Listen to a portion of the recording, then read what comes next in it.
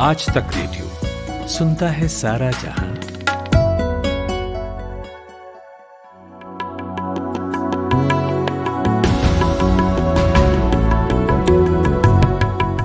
नमस्ते, आज तक रेडियो है ये, और ये हमारा वीकली बदकही का पॉडकास्ट है। इसका नाम है तीन ताल। इंसानों की तीन ताल बाद में सुनिएगा, पहले तबले की सुनिए। तो तीन ताल, नया हफ्ता नया बवाल में आपका वेलकम। ठंड अभी भी है, वरना स्वागत में शिकंजी ऑफर करता, पर ठंड है इसीलिए अपने गले को गर्म रखिए, जैसे भी रखें। ताऊ के अपने विचार हैं, बाबा के अपने हैं, और मेरे अपने हैं। मेरी जिज्ञासाएं ज्यादा हैं, और तीनों की ताल मिलकर के बनती है तीन ताल। कमलेश ताऊ आ गए हैं, पाणनी बाबा भी हैं, दोनों हैं अपनी नमस्कार। अपनी स्क्रीन से झांकते हुए, मूंछों में मुस्कुराते हुए, दाढ़ी भी होगी, दाढ़ियों में भी मुस्कुराते हुए। और लोग पूछते हैं, मेरा नाम कुलदीप सरदार है, और ये पूछते हैं अक्सर के कुलदीप मिश्र से। नहीं पाते हैं लोग देख नहीं पाते हैं, नहीं तो हमारी और ताऊ की दाढ़ी में आपको चांदी के वरक मिल जाएंगे। जो जर्दा हम लोग खाते हैं उसमें चांदी के वरक बहुत है। ये बहुत अच्छा बिंब है खिचड़ी दाढ़ी। इससे उम्र का भी एक अंदाजा दे दिया आपने। तो मेरा नाम कुलदीप सरदार है, तो लोग अक्सर पूछते हैं कि ये कुलदीप मिश्र से आप कुलदीप सरदार क्यों बन जाते हैं तीन ताल में। तो इसकी भी एक लंबी कहानी है, सुनाई जाएगी कभी। लेकिन असल बात, बस ये मूल बात ये है कि मेरे लिए ये एक अनौपचारिक संबोधन हो गया, एक पेन नेम जैसा हो गया है। और ये बात सही है कि ये नाम मैंने चुना नहीं था, लेकिन अपना लिया है। और ताऊ तो ताऊ हैं, क्योंकि वो वाऊ किस्म की बातें करते हैं, जिन्हें हम बड़े चाव से सुनते हैं। और बाबा है, उम्र का भी बाबा तकाजा को बना है। दिया गया, हमको पता नहीं कि हमको कब बाबा बना दिया गया। बाबा जब आप बोलते हैं ना, अपने आप में हाथ जोड़ लेता हूँ। वो जो स्वाद कलिका उद्दीपित कर देते हैं जब ना। और एक बात देखना, बाबा में एक अजीब चीज है। बाबा शब्द, जैसे संजू बाबा है, संजय दत्त, वो संजू बाबा पता है कैसे है? बेचारे जब छोटे थे तो उनको बाबा बुलाते थे लोग। सारे स्टाफ के लोग जो सुनील दत्त के, नरगिस के परिवार में थे, ड्राइवर हुआ, खानसामा हुआ, सभी बोलते थे उनको बाबा, इधर आओ बाबा। अब वो बाबा हो गए बड़े, लेकिन उनको राहुल बाबा हैं वैसे ही नाम उनका संजू बाबा ही रह गया। राहुल बाबा को देख लीजिए, अर्धशतक मारने के बाद भी बाबा ही हैं। सही है। तो हमारे वाले हमें देखो, भरी जवानी में लोग ताऊ बुला रहे हैं। हमारे यहाँ जो बाबा है, अवधि में बाबा मूंछ निकलने से पहले बाबा घोषित हो गए थे, ये सबसे बड़ा संकट है। तो हमारा तो यौवन आया ही नहीं। पर ये कि हमारे जो बाबा हैं, उद्दीपनों पे फूल का लोटा रख दिया गया। 1.5 किलो का। अवध का क्या बता रहे थे? अवध में हमारे बाबा, मतलब अवध में पिता के पिता को बाबा कहते हैं।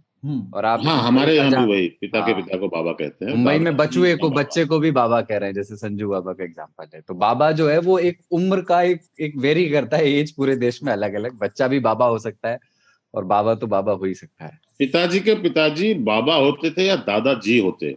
बाबा जी नहीं होते। बाबा जी वो होते हैं जो दूसरे होते हैं, जो कि ये बाबा है हमारे। नहीं, हमारे बाबा तो भभूत नहीं लगाते। जो नया चलन है उसमें दादा और दादी कहा जा रहा है अपने पिता के माता पिता को।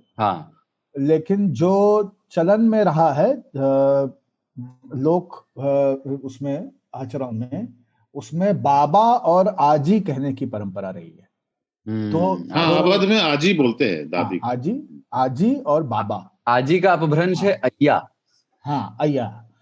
और अय्या का अपभ्रंश जो है वो है इजा। तो पहाड़ों में इजा है, वो इजा, अय्या, आजी, ये एक जैसे शब्द हैं। हालांकि इजा जो है वो माँ के लिए इस्तेमाल होता है, लेकिन किसी भी प्रौ महिला को आप इजा कह सकते हैं, कोई प्रतिबंध नहीं। जैसे हम लोग भी माई कहते हैं, ये माई, माई कहते हैं। 250 ग्राम मूंगफली दे दा माई, तो माई दे देती है तौल के। चलो, तो बाबा हमारे भभूत नहीं लगाते, पर भूत और भविष्य का खेल समझते हैं। नहीं, गलत है ये, सरदार की घोषणा गलत है। लगाते हैं। हिंदुस्तान की बेस्ट भभूत मेरे पास रहती हैं। अच्छा। बहुत सारी तमिलनाडु से प्रोक्योर की हुई डेवलपमेंट टीम के साथ काम करके मैं प्रोक्योरमेंट सीख गया हूँ, है ना। तो बनारस और चेन्नई गिरी स्टोर से, दो जगहों से काफी अच्छी भभूत, कई तरह की किन medicinal मौकों पे quality लगाते हैं आप?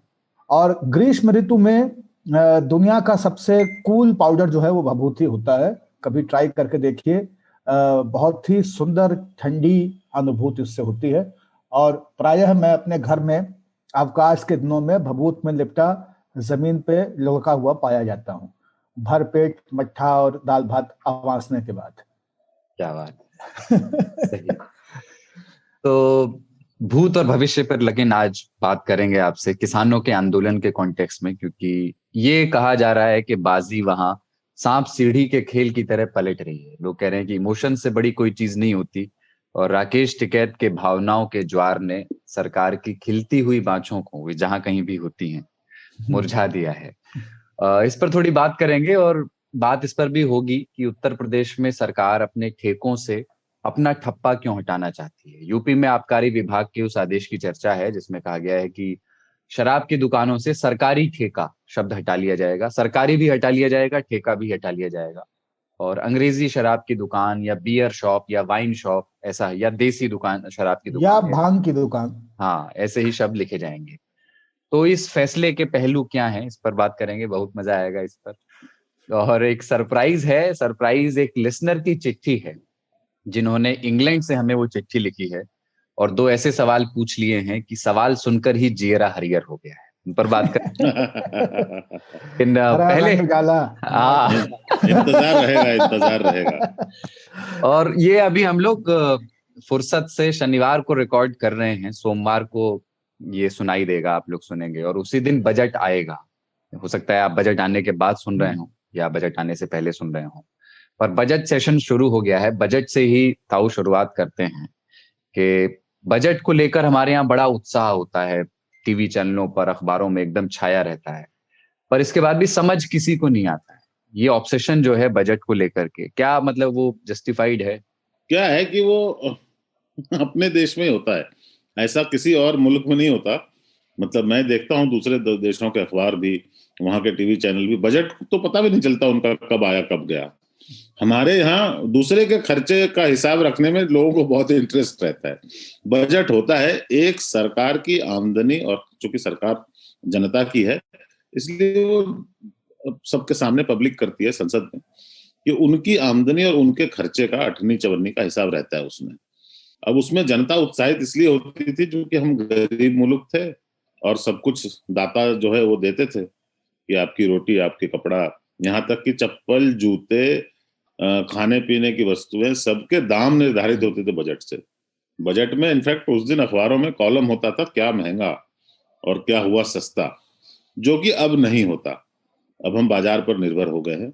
अब उनकी है कि वो किस चीज में कितना, पहले रेल बजट होता था एक अलग, जो अब बजट में शामिल हो गया है। रेल बजट में बहुत उत्साह होता था। रोज इस देश में लोग रेल मंत्री को पढ़ने को तड़पते थे कि चलो गृह मंत्री मत बनाओ, विदेश मंत्री मत बनाओ, रक्षा मंत्री मत बनाओ, रेल मंत्री बना दो। क्यों? अपने इलाके में रेल चलवा लेंगे। वो खुदा की राह में अब रेल चल गई अकबर, जो जी करे तो इंजन से कट मरो एक दिन। तो अकबर इलाहाबादी से माफी मांगते हुए, पर यही था। वो प्रथा तो खैर खत्म हो गई, पर अभी भी बजट में लोगों का बड़ा उत्साह रहता है। होता उनके जीवन में कोई परिवर्तन बजट से नहीं आता। हम तो बाजार पर निर्भर हैं, बाजार के देश हो गए हैं। 1991 के बाद लगातार हम बाजार के हाथों में जा चुके हैं और खरीदार कोई नहीं है। इस बजट का भी कोई खरीदार नहीं है क्योंकि किसी को समझ नहीं आता। पैसे अब किसी के अंटी में कहाँ से आए, कहाँ गए। सेठ लोग हैं, सरकार तो सेठ हो गई है अब सब तरह से। मतलब पेट्रोल के दाम जो अंतरराष्ट्रीय, जो क्रूड तेल बोलते हैं ना, कच्चे तेल को, कच्चे तेल की कीमतें पाताल में घुस जाए, पर हमारी कीमतें तो आसमान में रहती हैं। 100 रुपया तो पेट्रोल टच करने वाला है, पर हम खुश रहते हैं। चलो आ जाओ बजट, और अखबारों में जो है पूरे के पूरे बजट स्पेशल निकलेंगे। टीवी पे दिन भर बहस होगी, अगले दिन टाइम टाइम फिक्स, किसी को कुछ मतलब नहीं। अगले एक और नई परंपरा बाबा आपने नोटिस की होगी, बजट में कुछ होता है और सरकार करती कुछ और है। हाँ, बहुत सारी चीजें बजट में होती नहीं, पता ही नहीं चलता, सरकार कर रही होती है, सरकार की अपनी मर्जी है। इसके पीछे मुझे लगता है कि एक सामाजिक सांस्कृतिक ग्रंथि भी है। हम लोगों के यहाँ ये परंपरा रही है कि बेटा अपने छात्रावास से, विद्यालय से घर आया और अपने बाप से, महतारी से कहता है कि अब 2,000 रुपये में काम नहीं चलेगा, अब आपको 2,500 देना पड़ेगा। तो उससे ये सीधे सवाल होता है, काहे बात के लिए? तो फिर 2,500 का हिसाब बताता है। मैथ्स का खर्चा 750 रुपया महीना हो गया है ना, साइकिल कबो खराब हो जाता है, लाइब्रेरी चार्ज बढ़ गया है, वह में हम इंटरनेट ले लेना है शेयरिंग में दोस्तन के साथ, वह हम देख पड़त है, अब फोन रिचार्ज करावे पड़त है। तो ऐसे करके वो बताता है कि कैसे 2,000 से कहानी बढ़ के 2,500 हो गई, ये सारी चीजें बताता है। तो ये एक जो जानने की प्रवृत्ति है ना कि ये पैसा तुम कहां कहां खर्च करोगे, ये है।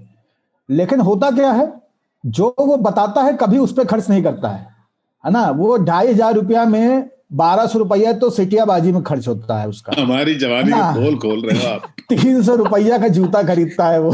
एक तो ये शब्द इतना सुंदर लगता है, मतलब इसमें ना कुछ भी ऐसे आपत्तिजनक नहीं लगता। हाँ, ये जज साहब कह सकते हैं, जो आजकल साउथ वाले जज साहब कह रहे हैं ना कि क्या क्या होने से पॉस्को नहीं लगेगा, ये उसमें हो सकता है कि ये शब्द जो है इसमें पॉस्को नहीं लग सकता है ना।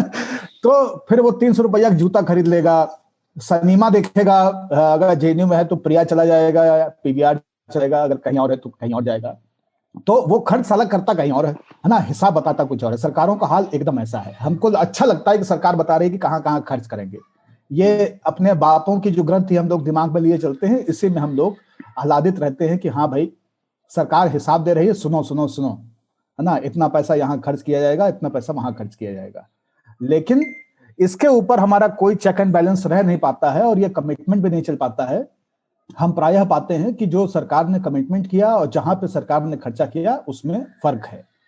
होना क्या चाहिए इसको समझिए। और ये बहुत थोड़ी सी हल्की लेकिन गंभीर बात, वो ये है कि सरकार बजट क्या बनाती है, इसके बजाय सरकार बाकी 364 दिन कहां पैसा खर्च करती है, इस पे लोगों का फोकस होना चाहिए। क्योंकि ये पीपल्स मनी है, तो लोगों का पैसा। एक प्रभाष जोशी ने राइट टू इंफॉर्मेशन के आंदोलन के लिए नारा दिया था और बहुत कमाल का नारा था। उन्होंने नारा दिया था, हमारा पैसा हमारा हिसाब। और दूसरा उनका नारा था राइट टू इंफॉर्मेशन की पूरी जो परिघटना है, परिकल्पना है, उसके ऊपर वो नारा था उनका, हम जानेंगे हम जिएंगे, right to know right to live. इसका अंग्रेजी तर्जुमा अरुणा रॉय ने करके उसको चमका दिया। लेकिन मूलतः वो नारा था, हम जानेंगे हम जिएंगे। अगर हम जानेंगे ही नहीं तो जिएंगे कैसे? तो लोगों को तो लगता है कि जिए तो जिए कैसे, बिना आपके गाने से ही जीने का मामला चल जाता है, लेकिन उससे नहीं चलता है। दरअसल हमको पूछना चाहिए कि सरकार ने जो पैसा अनाउंस किया है उसको खर्च कहाँ किया है। 365 दिन खर्च कहाँ होता है? अगर ब्रिटेन का प्रधानमंत्री कई करोड़ों की गाड़ियों में चलना शुरू कर दे, नए किस्म के हेलीकॉप्टर खरीद ले, तो उसके ऊपर पेल की कहानियां छपती। और हमारे यहाँ अब परंपरा ये हो गई है कि इन चीजों पे हम लोग नहीं बोलते हैं, हम लोग मान लेते हैं कि समरथ को नहीं दोष गोसाई। सबसे मजेदार उसमें बस ये, तो मेरा मानना ये है कि बजट के दिन अखबार पढ़ना, बजट की अगली सुबह अखबार पढ़ना और बजट के दिन टीवी देखना, ये महत्वपूर्ण नहीं है। लेकिन आप वैसे ही जान सकते हैं जैसे कि आप बाकी सरकारी घोषणाओं के बारे में रोज जानते हैं। उसको उत्सव की तरह मनाने की जो प्रवृत्ति है ना, ये 13 में 2,000 को खाना खिलाने जैसी बात है ना। इसका कोई तात्पर्य नहीं है, मृत्यु भोज जैसा निरर्थक है ये। आपको करना ये चाहिए कि 365वें दिन की घोषणा का बाकी के अगले 364 दिन तक आकलन करते रहना चाहिए और सरकार से जवाब मांगना चाहिए। उसकी अकाउंटेबिलिटी और ट्रांसपेरेंसी इंश्योर कराने के लिए आपको प्रयास करने चाहिए। तो लोग कहाँ पे निशाना लगाना चाहिए और कहाँ पे लगा रहे होते हैं, पुरानी आदत हिंदुस्तान की। ये अच्छा लगा, लेकिन मृत्यु भोज जैसा निरर्थक, इसको मैं ये साथ रह जाएगा।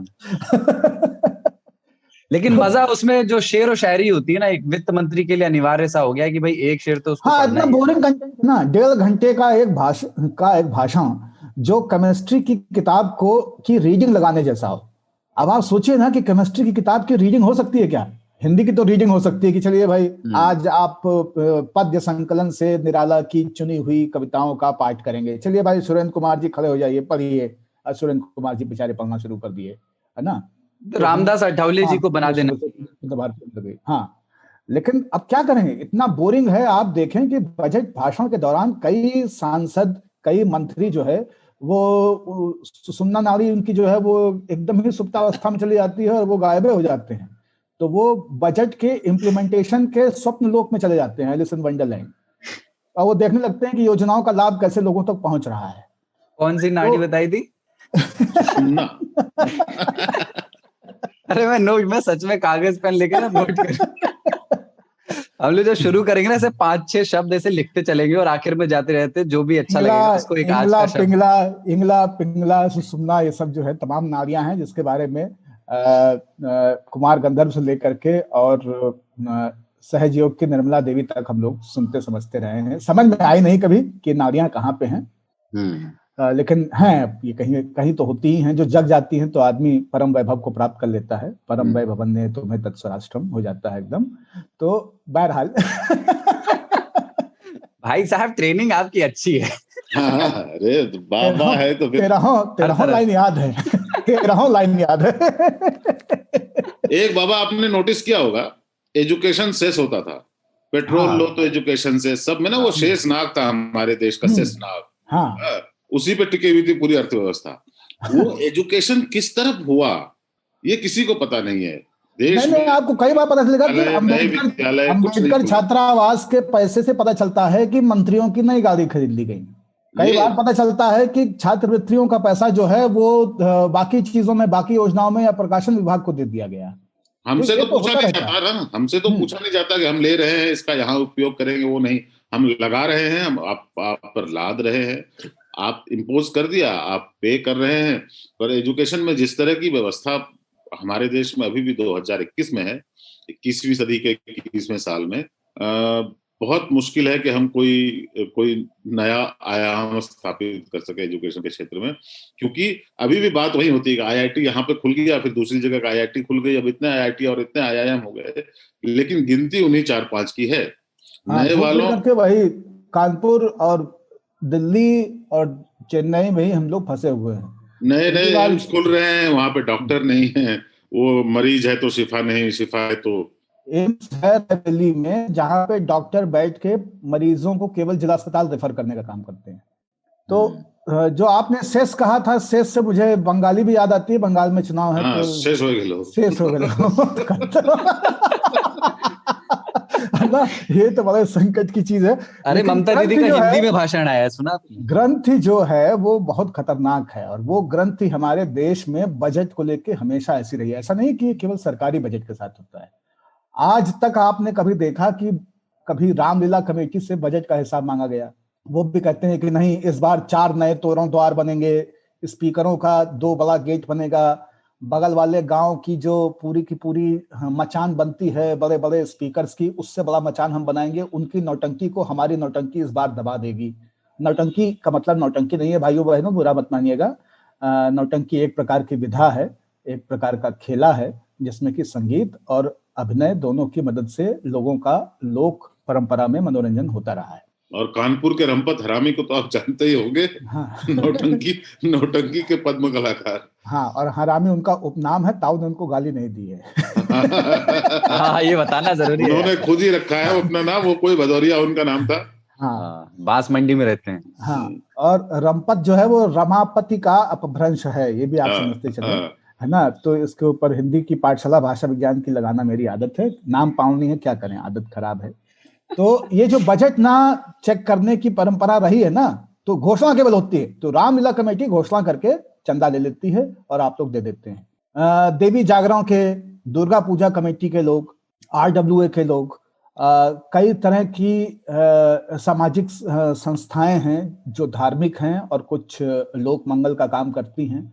उनके बारे में आप जानिए तो पता चलता है कि वो मोतियाबिंद के ऑपरेशन का कैंप पूरे जिले में 108 कैंप लगवाने के लिए वो पैसा मांग रहे होते हैं।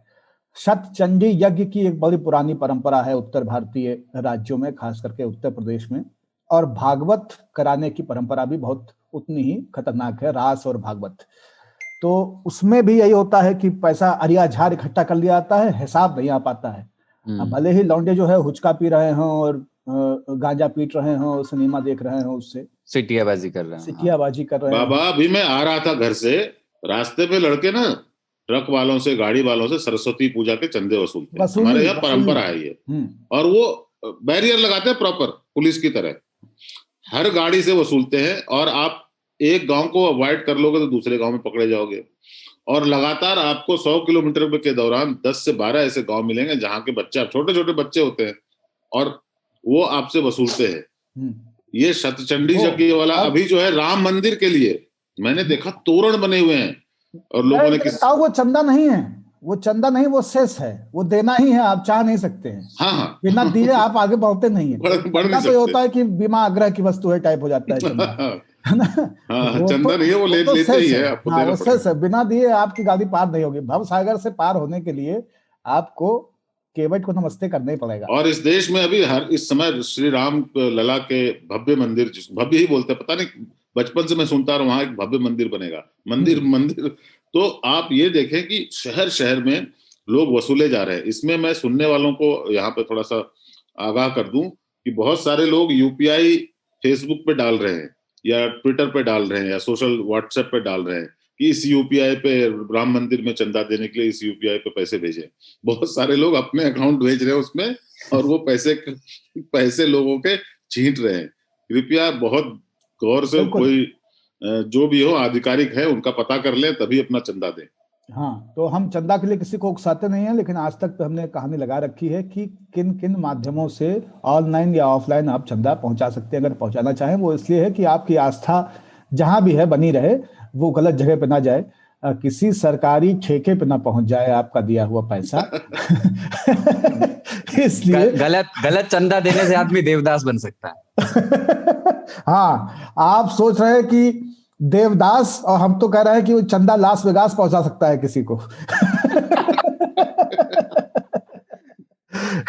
लास एक जगह है, आप लाश का मतलब लाश ना समझें, लाश और लाश में बहुत फर्क नहीं है हमारी तरफ। लेकिन बहरहाल, तो ये चंदे का हिसाब ना मांगने की हमारी बहुत पुरानी परंपरा है, बजट का हिसाब ना मांगने की बहुत पुरानी परंपरा है। कई सारे लोग दबे मुंह पूछ भी रहे हैं कि भैया वह जौन 20 पैकेट पूरी सब्जी हम बना के दिया रहा खड़ा सेवकन के लिए, वह तो ठीक है, लेकिन वही के साथ जौन गांव से 786 रुपया जमा करके दीना रहा है, वह 786 रुपया मंदिर में लगे कि नहीं लगे, उनका का था। लोग ये भी जानना चाहते हैं, पूछ नहीं रहे हैं क्योंकि पूछना मना है। बहुत मीनिंगफुल बोलते हैं बाबा। हाँ, वही मैंने भी भैया बोले 786, वो भी मंदिर में दे रही है। भाई कई बार जो घटा कुछ भी हो सकता है। कोई काकी अगर मान लीजिए 6 रुपया दे के गई तो 780 का 786 हो सकता है ना। चलिए, लास वेगास से अब गाजीपुर आ जाते हैं थोड़ा। किसानों की ट्रैक्टर रैली दिल्ली में हुई, उपद्रव हुआ और भारी संख्या में, यूपी दिल्ली बॉर्डर वाला गाजीपुर पर ही कहिए, नहीं तो लोग मस्त जी वहां पहुंच जाएंगे, मनोज सिन्हा वाला पहुंच जाएंगे, मनोज सिन्हा पहुंच जाएंगे सब, है ना।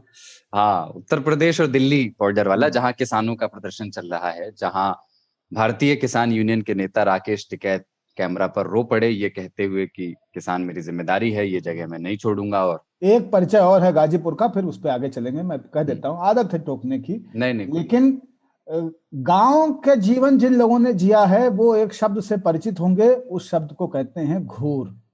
गाजीपुर में दिल्ली का घूर है। यही गाजीपुर का परिचय है। इतना कूड़े का पहाड़ है। हाँ, तो घूर है वो, दिल्ली का घूर।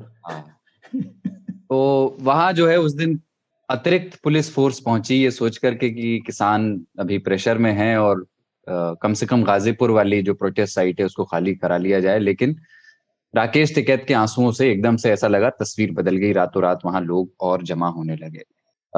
ताऊ पहले से ही मतलब अभी कुछ प्रोजेक्ट करना मुश्किल है, लेकिन 28 और 29 मतलब बहुत लोग इस तरह की बातें कह रहे हैं कि अब ये और मजबूत होके उभरा है। हमें मालूम नहीं कि वो जो हुआ वो एक क्षण का एक भावावेश था राकेश टिकैत का, या सोचा समझा एक मूव था, या वो गलती से अचानक ही यूं ही प्रासंगिक हो गया। उन्होंने भी इतना बड़ा नहीं सोचा था जैसा वो हो गया देर रात तक।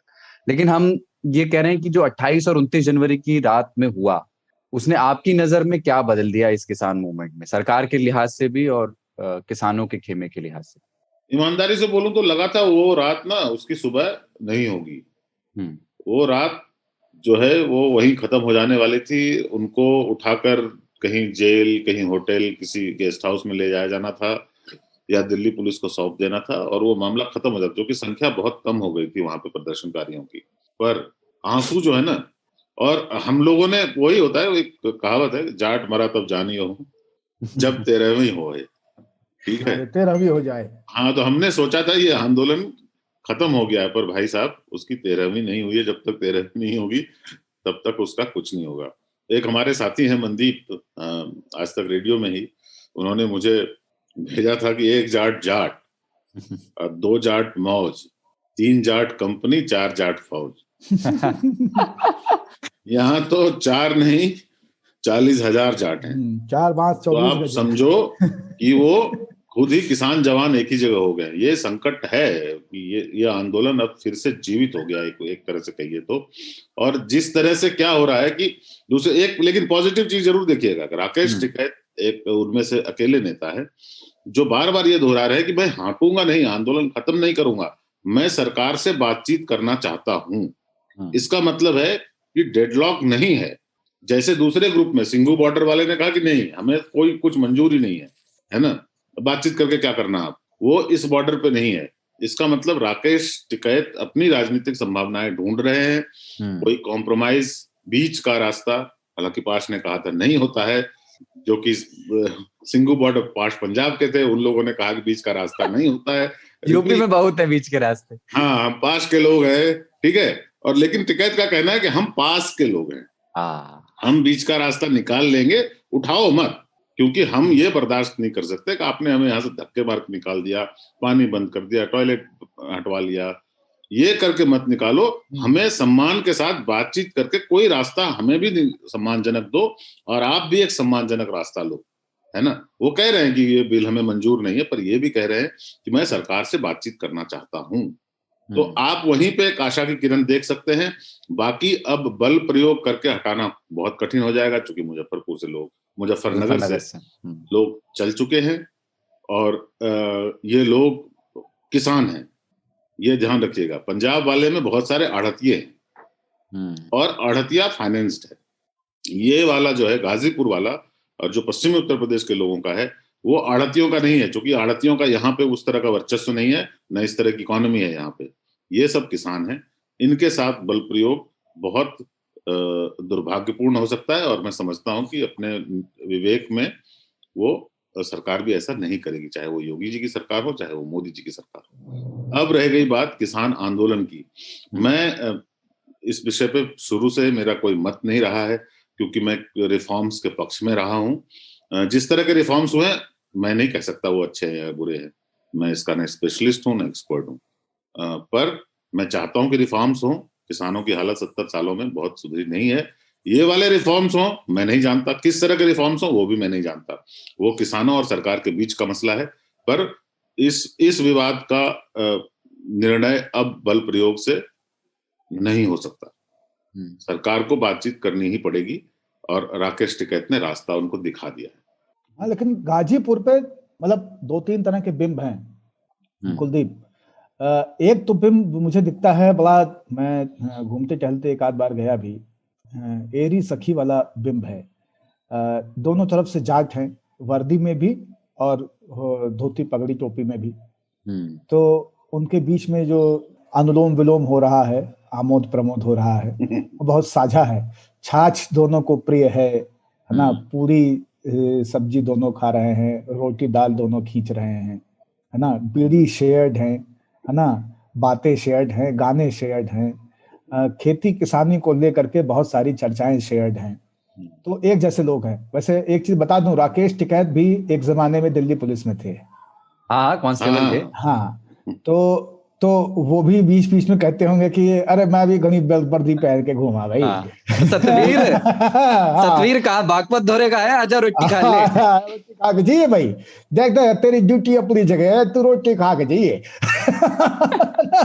तो वो जो बिंब अभी चल रहे हैं वो बहुत ही आनंदित करते हैं सबकी अपनी। तो पुलिस वाले भी बेचारे लाठी लेकर जब उतरते हैं ट्रक से, तो वो कहते हुए उतरते हैं कि कुछ तो मजबूरियां रही होंगी, यूं ही कोई बेवफा नहीं होता। ना।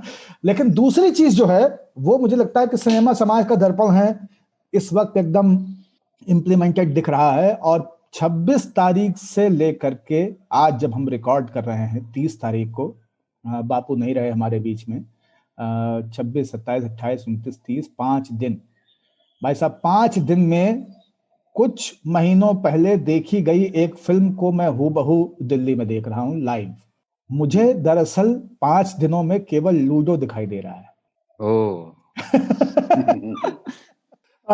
अचानक से किसी के 2 बार 6 आ जाते हैं और फिर वो एक आता है और वो 2 गोटियां खोल के एक छल देता है और पीछे से 5 किसी का आता है, वो उसको पीट के वापस अंदर कर देता है। और तब तक हरी गोटी का खेल कुछ और बन जाता है। जब तक लाल चारों खाने बंद होकर के चारों डिब्बे चारों गोटी अंदर जाती हैं, तब तक पीला जो है 2 फतेह कर चुका होता है। लेकिन फतेह के बाद पता चलता है कि एक गोटी फंसी है, खुल ही नहीं रही है। भाई साहब 11 बार हो गया है, 6 नहीं आ रहा है ना, 11 चांस के बाद भी। तो ये अभी हुतू तुतू वाली स्थिति जो है, लूडो एकदम साक्षात दिखाई दे रहा है। जिस तरह से चीजें 26 तारीख को हुई, किसानों ने कहा कि वो निकालेंगे, सरकार ने कहा मत निकालिए, पुलिस ने समझाया मत निकालिए, उन्होंने कहा नहीं हम तो ट्रैक्टर रैली निकालेंगे। किसानों ने ट्रैक्टर रैली निकाली भी, लेकिन बीच में कहां से शुंभ निशुंभ मधुकैटभ आ गए उनको पता ही नहीं चला, है ना। ध्वज आरोहण और ध्वज अवरोहण की प्रक्रिया शुरू हो गई, है ना। नारे लगते थे, लाल किले पे लाल निशान मांग रहा है हिंदुस्तान। हमको लगा था कि शायद लोग उससे प्रेरित होंगे, लेकिन उन्होंने लाल हटा दिया, उनका लाल किले पे निशान साहेब तो निशान साहेब लग गए वहां पे, है ना। तिरंगे के साथ कुछ कुछ हो गया। बहुत सारी एक प्रवृत्ति होती है लोगों की कि जिन चीजों को वो सरकारी मानते हैं या जानते हैं, उनको वो जरूर छिन्न भिन्न करने का प्रयास करते हैं, और ये भूल जाते हैं कि उन्हीं के पैसे से वो सरकारी चीजें बनी है। तो तमाम कैमरे, टिकट काउंटर, अंड बंड सब जो हर तरह के कारनामे आप देखें, और पके हुए जामुनों की तरह बद बद गिरते हुए पुलिस वाले लाल किले की गहरी खाई में 18 पीटी, वो भी हमने देखा। तो वो दृश्य था। लेकिन आप देखें कि दृश्यांतर कितनी तेजी से हो रहा है, इसलिए मैं कह रहा हूं कि इसको लूडो की तरह देखिए, आपको बड़ा मजा आएगा, है ना। फिर उससे क्या होगा कि दुख और उस तरह की जो चीजें हैं, थोड़ा सा उसको आप ओवरकम करके ओवरऑल देख पाएंगे। जैसे कि अब से 5 साल बाद आप इसकी चर्चा कर रहे होंगे, एक समय बीतने के बाद में। घाव जब होते हैं तो बहुत दर्द देते हैं, लेकिन घाव जब भर जाते हैं और समय कुछ बीत जाता है, तो उसमें मीठी और खट्टी दोनों तरह की स्मृतियां होती हैं। तो वो हर घाव जो है उसमें कुछ मिठास भी होता है। वो मलहम लगाने वाले हाथ, वो उठाने वाले लोग, वो ध्यान रखने वाले सहचरे, ये सब याद आते हैं उस वक्त उस घाव के साथ। लेकिन तो एक थ्योरी लूडो दिखाई दे रहा है, और लूडो इसलिए दिखाई दे रहा है कि आप देखिए कि इन्होंने कहा ये रो पड़े, लगा कि खत्म हो रहा है, लेकिन रोने से राजनीति बदल गई। वैसे राजनीतियां हमेशा ऐसे ही कुछ 40 सेकंड में ही बदलती रही है। जैसे सृष्टि पाउलो कोयलो के हिसाब से 11 मिनट्स में चलती रही है, वैसे राजनीति भी ऐसे ही 40 सेकंड में बदलती रही है। तो 40 सेकंड में वो निर्णय बदला उन्होंने 35-40 सेकंड में, और वहां से टिकैत रातों रात अचानक से नेता बन गए और मजबूत हो गए। उसकी आंच आज पंचायत चुनाव तक जा रही है यूपी के, और यूपी थोड़ा सा अब बेचैन हो रहा है। महापंचायत की कवरेज को कल इसलिए पलीता लग गया क्योंकि महापंचायत के ठीक पैरेलल आप देखें तो 100 लोग पुलिस के संरक्षण में सिंघू बॉर्डर पहुंच करके वहां पे मारपीट करते हैं। और मैं यहाँ पे दृश्य वो समझाना चाहता हूं, क्योंकि मैं उस पूरे लाइव को देख रहा था बहुत ही ईमानदारी से। कुछ लोग पुलिस के घेरे में आगे बढ़ते हैं, पत्थर चलाते हैं, बैरिकेड तक जाते हैं। बैरिकेड से एक सिख किसान के हाथ से लाठी और झंडा छीन लेते हैं और उसको बहुत ही अभद्र और बहुत ही गंदी गालियां देते हैं। वो सिख अचानक से बैरिकेड के इस तरफ आता है, बैरिकेड से निकल करके कहने के लिए कि आओ जो करना है करो, या जिस भी तरह की भाषा वो बोल रहा है। और उसके बाहर आते के साथ में और हाथ उठाते के साथ में ही पुलिस वाले उसको गिरा लेते हैं और बद बद करके उसके ऊपर 50-60 लाठियां 30 सेकंड में पहुंच जाती हैं और उसकी पगड़ी खुल जाती है और बुरी तरह से घायल हो जाता है। उसके मुंह पे रखा हुआ जूता आज सोशल मीडिया में वायरल हो रहा है। तो इस तरह का एक अजीब सा वहां पे दृश्य बना और उसको फिर टांग के ले जाया जाता है और ये कहा जाता है कि ये तलवार से हमला कर रहा था और वहां घंटे 2 घंटे तक हम देखते हैं कि वो 100-50 लोग नारे लगाते हुए पत्थरबाजी करते रहते हैं, पुलिस चुपचाप देखती रहती है। ये दृश्यांतर केवल इसलिए नहीं हो रहा है कि सिंघू पे, मुझे जो लगता है कि सिंघू पे लोगों को हटा देना है, या लोग, स्थानीय लोग काफी परेशान हो गए हैं। स्थानीय लोगों में जो कारोबारी हैं, सब्जी फल दुकान चलाने वाले लोग हैं, वो बहुत आनंद में भी हैं कि प्रोटेस्ट से उनके कामकाज और अच्छे से चल रहे हैं, लेकिन कुछ लोग परेशान भी हैं। दोनों तरह की चीजें हैं। हो ये रहा है कि महापंचायत से ध्यान हट रहा है और ध्यान कहीं और जा रहा है। उसके बाद में शाम को कुछ एक घटना और हो जाती है और फिर सारा का सारा मीडिया का फोकस जो है, क्योंकि टीवी की मजबूरी है कि वो एक विषय पे, एक समय में एक ही विषय पे बात कर पाता है, तो फिर वो इजराइल एम्बेसी के सामने सारा का सारे कैमरे चले जाते हैं। तो लगातार दृश्यांतर हो रहा है और लगातार किसी भी एक चीज को स्थिर नहीं रहने दिया जा रहा है, क्योंकि जैसे ही एक चीज पे स्थिरता बनेगी वैसे ही आत्मविश्वास आंदोलनकारियों का वापस आ सकता है।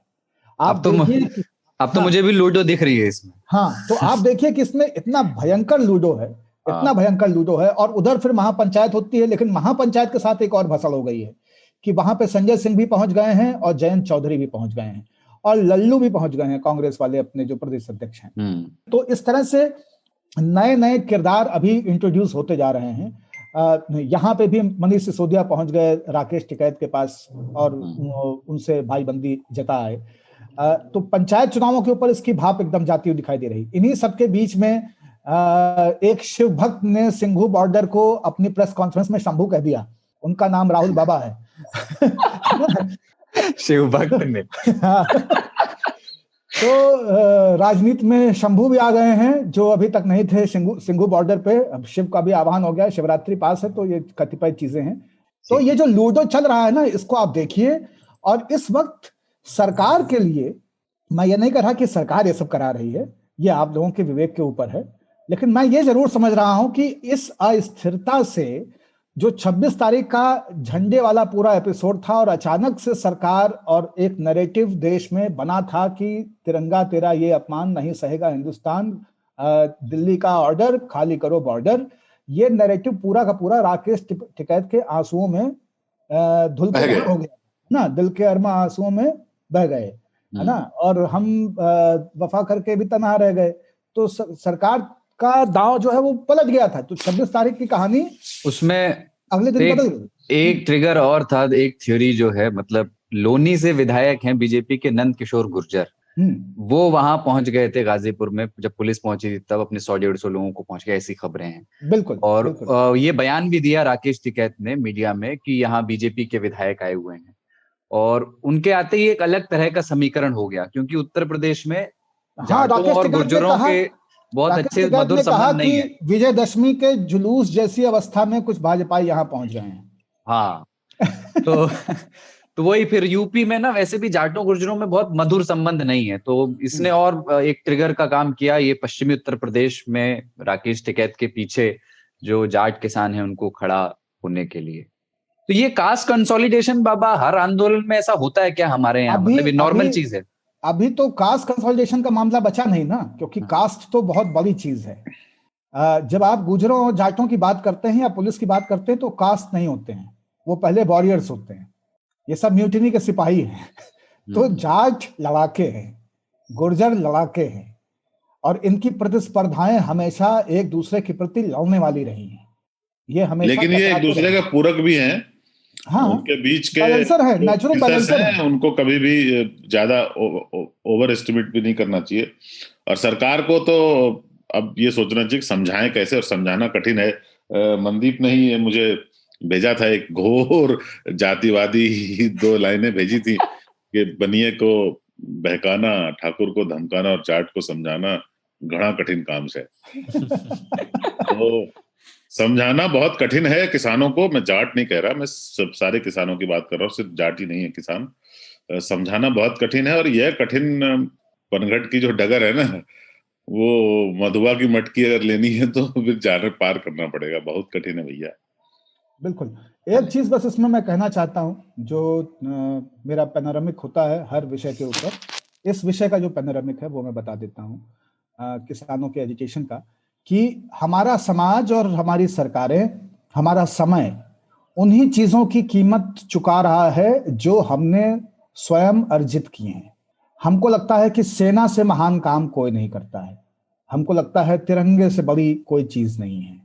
तिरंगे के गिरने से तिरंगे का अपमान होता है, या तिरंगे के नीचे भूख से मर जाने से किसी के तिरंगे का अपमान होता है, ये अभी तक हम क्लियर नहीं कर पाए। क्योंकि हमको बचपन से कहानी बताई गई कि 4 बच्चे तिरंगा लेके जा रहे थे, एक को गोली लगी तो दूसरे ने उठा लिया, दूसरे को गोली लगी तो तीसरे ने उठा लिया, तिरंगा नहीं गिरने दिया, बच्चे गिरते रहे। मुझे लगता है कि कितना क्रूर है कि उन 4 बच्चों को बचा लिया जाता और तिरंगा फिर फहरता रहता उनके हाथों में। बहरहाल ये मेरा अपना दृष्टिकोण है। भाई झंडे का भी डंडा, मतलब झंडे को लेकर के इतना ज्यादा क्यों ऑब्सेशन है ये? हाँ, ये और देखिए इस पे निशान आएंगे, साहेब भी। लेकिन इस पे आएंगे। इसके पहले मैं बता दूं कि आपने हमेशा सिखों को चने के झाड़ पे चढ़ा के रखा कि तुम तलवार टांग के घूमो अपने रिलीजियस सिंबल के साथ में और पगड़ी बांध के चलो, और तुम्ही ने हिंदुओं को बचाया है। तुम मुट्ठी भर सिखों ने पूरे देश को बचाया, तुम देश के लिए लड़े, तो हिंदुओं की रक्षक सेना हो तुम हिंदुओं के हिस्से हो। उनको चने के झाड़ पे आपने चढ़ा के रखा, तो वो अगर झंडे के झाड़ पे चढ़ गया तो क्या बुराई है? फिर आप ही ने चढ़ाया ना उसको, आप ही ने उसको इस तरह की अस्मिता का प्रश्न बनाया। तो हर चीज को इतना लाद देना, जातियों को, धर्म को, सिंबल्स को इतना एग्जरेट कर देना, वीर गाथा काल की शैली में उनका श्रुतिगान करते रहना इस स्तर तक कि वो अपनी असल अहमियत, असल वजूद और बाकियों की भी समानता के स्पेस को पूरी तरह से इग्नोर करने लग जाए, अपने आप को स्वयं भू मान ले, अपने आप को देव मान ले, अपने आप को अति शक्तिशाली मान ले और बाकियों से पृथक, बाकियों से उत्तर मान ले कि बाकियों से श्रेष्ठ हैं हम। ये श्रेष्ठतावाद का जो हैंगओवर है देश में, हर एक चीज में श्रेष्ठता। मंदिर बनेगा तो भव्य बनेगा, कुंभ होगा तो महाकुंभ होगा। हिंदू जो है वो गर्व का विषय है, विराट है। हाँ, भारत जो है एक महान देश है। भारत देश है भाई, और देश को देश होना चाहिए, महान नहीं होना चाहिए। महान लोगों को होना चाहिए, देश को देश रहना चाहिए। क्योंकि लोग महान होंगे तो देश महान होगा। और महानता बहुत ही सापेक्षतावाद से ग्रस्त शब्द है। महान होने के पीछे बहुत लोगों की कीमत होती है। कई लोग एक आदमी को महान बनाने में खत्म हो जाते हैं। ऐसी महानता नहीं होनी चाहिए। वाजपेयी जी की बहुत सुंदर कविता है कि इतनी ऊंचाई मत देना, गैरों को गले, औरों को गले ना लगा सकूं, है ना, ऐसी ऊंचाई मत देना, और वहां पे केवल बर्फ होती है कफन जैसी, और चिड़िया वहां घोंसला नहीं बनाती, इस तरह से करके बहुत सुंदर कविता है। कई लोग मुझे कहेंगे कि आपको वाजपेयी जी की कविताएं पसंद आ रहे हैं, तो फिर आप त्रिलोचन और नागार्जुन के बारे में क्या कहेंगे? लेकिन भाई कविता है, पसंद आएगी तो आ गई। बिंब अच्छा है। वो पाश की भी एक कविता है ना, देश की आप बात करते हैं, मेरे लिए देश का अर्थ खेत के उन बेटों से है जो आज भी वृक्षों की लंबाई से वक्त मापते हैं। बिल्कुल। तो ठीक है, यहाँ से आगे बढ़ते हैं। हाँ बिल्कुल, है ना। लेकिन ये जो श्रेष्ठतावाद है, ये समाज को सोचना इसी के बारे में पड़ेगा। हमारा जवान महान है, हमारा किसान महान है, हमारा खालिस्तान महान है, हमारा सिख महान है, हमारा खालसा महान है। ये महानता ही हमें कहीं का नहीं छोड़ेगी। ये महानता की बीमारी जब सब महान हैं तो फिर पतरी के उठाई भैया। कौन यहाँ पे कृष्ण बनेगा, कौन यहाँ पे भोजपत्र झूठे लोगों के खाए हुए उठाएगा। एक कहावत है, सब कुकुरी गया चली गई है तो पतरी के चाटी। मैं पतरी चाटने के लिए तैयार हूँ। बिजार स्टोरी आज की। बिजार स्टोरी में फिर से सादा जीवन उच्च विचार। विचार भी जो है बच नहीं पाया उच्चता से। तो खबर साहब चित्रकूट से है। चित्रकूट के खोही की खबर है। वहां एक आदमी के यहाँ एक पालतू कुतिया है जूली नाम की। उसने 5 पपीज को जन्म दिया, 5 पिल्लों को जन्म दिया। वाह। तो बाकायदे धूमधाम से इसका जश्न मनाया गया, निमंत्रण कार्ड छपवाए गए, पूरे गांव को खाना खिलाया गया। हाँ, गांव को खाना खिलाया गया, डांसर बुलाए गए और एकदम टेंट वेंट लगकर भव्य जश्न हुआ। और जो मेहमान आए थे उन्होंने जो है पिल्लों को आशीर्वाद दिया। जो निमंत्रण कार्ड छपा था उस पे क्या लिखा था मैं बताता हूँ। श्री कामतानाथ महाराज जी की असीम अनुकंपा से हमारी प्यारी जूली ब्रैकेट में कुतिया हमारी प्यारी जूली ब्रैकेट में कुतिया ने 5 पुत्रों को जन्म दिया है। इस खास मौके पर 12 संस्कार व प्रीति भोज एवं नृत्य संगीत कार्यक्रम का आयोजन दिनांक 26 जनवरी 2021 दिन मंगलवार को होना सुनिश्चित हुआ है, जिसमें आप सादर आमंत्रित हैं। अब इसमें एक छोटा सा बैकग्राउंड और है कि क्यों एक कुतिया के 5 पुत्र होने पर जश्न मना रहा है पूरा गांव और आसपास का भी। दरअसल यहाँ एक बार, ये किंवदंती है, इसका कोई प्रमाण तो है नहीं, पर एक बार कहते हैं कि इस गांव में अन्न का अकाल पड़ा था बहुत जबरदस्त। उसके बाद गांव के कुत्तों ने भगवान गैबीनाथ से प्रार्थना की थी, ऐसा गांव वालों का कहना है, और जिससे गांव का अकाल दूर हो गया था। तो तभी से पूरे गांव में लोग कुत्तों से कुछ अतिरिक्त प्रेम करते हैं, उनको थोड़ा ज्यादा मान सम्मान देते हैं। बाबा की प्रतिक्रिया इस खबर पर। हाँ, तो ये प्रतिक्रिया जो है सबसे पहले तो राशि पे आती है। तो कृष्ण है, तो कंस है, और राम है, रावण है, सब ये राशियां जो है। तो चूंकि अभी नए साल की पहले सोपान पे पैर रखते हुए हम लोग अपने प्रिय स्नेही स्वान जैकिया की चर्चा कर रहे थे, तो ये राशिबद्ध है। जैकी की कहानी जूली तक आई है, जा राशि, है ना। तो जठरागमित है। दूसरा ये है कि 5 पुत्र हुए हैं, बिटिया एक भी नहीं है, ये भी आनंदित कर रहा है। और ये इसमें कोई दो राय नहीं है, मैं मानता हूं कि कुत्ते अकेले जीव हैं मनुष्य के अलावा जो पूजा में पार्टिसिपेट करते हैं। बाकी जीव भी होते हैं, लेकिन वो चुट्टाई में लगे रहते हैं। कौवा जो है प्रसाद लेके भाग जाएगा, है ना, चिड़ैया कुछ खा के चली जाएगी जो दोने में दिया जाएगा, चूहे आके दूध पिएंगे या भगवान जी के पास रखा हुआ लड्डू को उतर देंगे, है ना। किरवा फफूंद अपना काम कर रहे होते हैं, अगर ज्यादा समय तक रख के छोड़ दीजिए। एक कुत्ते ही हैं जो शंख और घंटा सुनते के साथ ही तुरंत मुंह उठा करके और जोर जोर से ऊ करना अपना प्रारंभ कर देते हैं। तो कुत्तों को ही ये श्रेष्ठता हासिल है कि वो स्वर्ग तक गए, वहां पे सोने के बना दिए गए, लेकिन वो वहां तक गए। कहा जाता है कि कुत्ता पहला मित्र था। ये सारी बातें हम लोग जैकिया वृत्तांत में दोहरा चुके हैं, कह चुके हैं, तो उनकी मैं यहाँ पे पुनरावृत्ति नहीं करूंगा। लेकिन ये बड़ा कमाल की चीज है कि जैकिया को संपत्ति मिली है, तो जूली के पुत्रों के भी जो है नाना जी ने बहुत स्नेह के साथ में पूरा साजो सामा के साथ में, पूरी गाजे बाजे के साथ में वो किया। और सारा मामला वफादारी का है गुरु। चाहे अकाल से बचाने की वफादारी हो, और चाहे अपने लौंडे लफाड़ियों को नसीहत दे करके उनको पिता के प्रति कर्तव्यों का अनुमान लगाने के लिए जैकी के नाम वसीयत हो। ये सारी चीजें जो है वो वफादारी के तंतु से बंधी हुई हैं। तंतु तंतु मित्रम, मुझे याद आया, एक खादी के डिजाइनर है, उनका ब्रांड नेम है तंतु मित्रम। तंतु यानी धागा।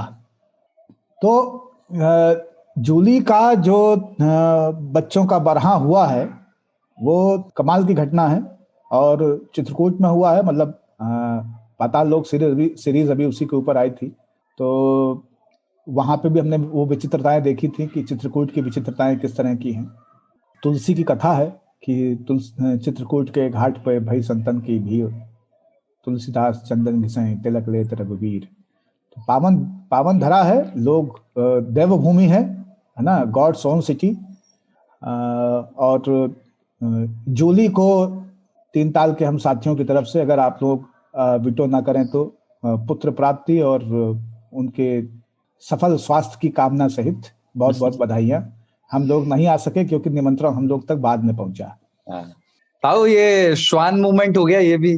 नहीं, इस वो जो कैसे कैसे नाथ हैं, जैसे आपने बोला कि श्री कामता नाथ की असीम कृपा से शुरू हुआ वो, है ना। और भगवान गैबीनाथ। मैं देवघर जहाँ बाबा पे जल चढ़ाते हैं लोग, वो जल 110 किलोमीटर दूर गंगा नदी से लाते हैं। जहां से लाते हैं वहां पे अजगैबी नाथ है। तो मैं हमेशा से ये सोचता रहता हूँ, उसके उस पर रिसर्च नहीं किया मैंने। बनारस में 2 मोहल्ले हैं, बनारस में 2 मोहल्ले हैं, बड़ी गैबी, छोटी गैबी। हाँ, वो गैबी नाथ कौन होते हैं? गैबी क्या शंकर के रूप हैं? गैबी स्थान के लिए इस्तेमाल हुआ है, और गैबी के जो नाथ हैं वो गैबी नाथ हैं। तो बड़ी गैबी, छोटी गैबी, गैबी जगह के नाम के लिए कुछ चुना गया है। मैं इसके ऊपर थोड़ा सा और अनुसंधान करके वापस बताऊंगा। मुझे भी अनुसंधान करना है। अजगैबी नाथ मैं हमेशा सुनता हूँ, तो अजगैबी ऐसे शुरू होता है ना जैसे फारसी का कोई लफ्ज हो, तो पता नहीं। उर्दू में गैबी, उर्दू में शब्द है गैबी नुक्ते वाला। हाँ हाँ, वो गैब तो वो होता है जो गुप्त है, छुपा हुआ है। हाँ हाँ, गायब आते गायब, आते हाँ हैं गैब से ही ये मज़ामी ख्याल में। ख्याल में। हाँ। जूदी का और जैकी का ये जो सार संक्षेपण है राशिबद्ध, ये होना ही था हमारे समय में। एक ही राशि के दो लोग हमेशा संपूरक बन के सामने आते ही हैं। पूरा इतिहास इससे भरा हुआ है। गांधी और गोडसे तो मैं बताना ही भूल गया, आज 30 जनवरी है। ठीक है, यहीं पे एक तीन ताल में एक छोटा सा ब्रेक ले रहे हैं और उस पार है हमारे एक लिसनर की चिट्ठी और उनके 2 अनूठे सवाल।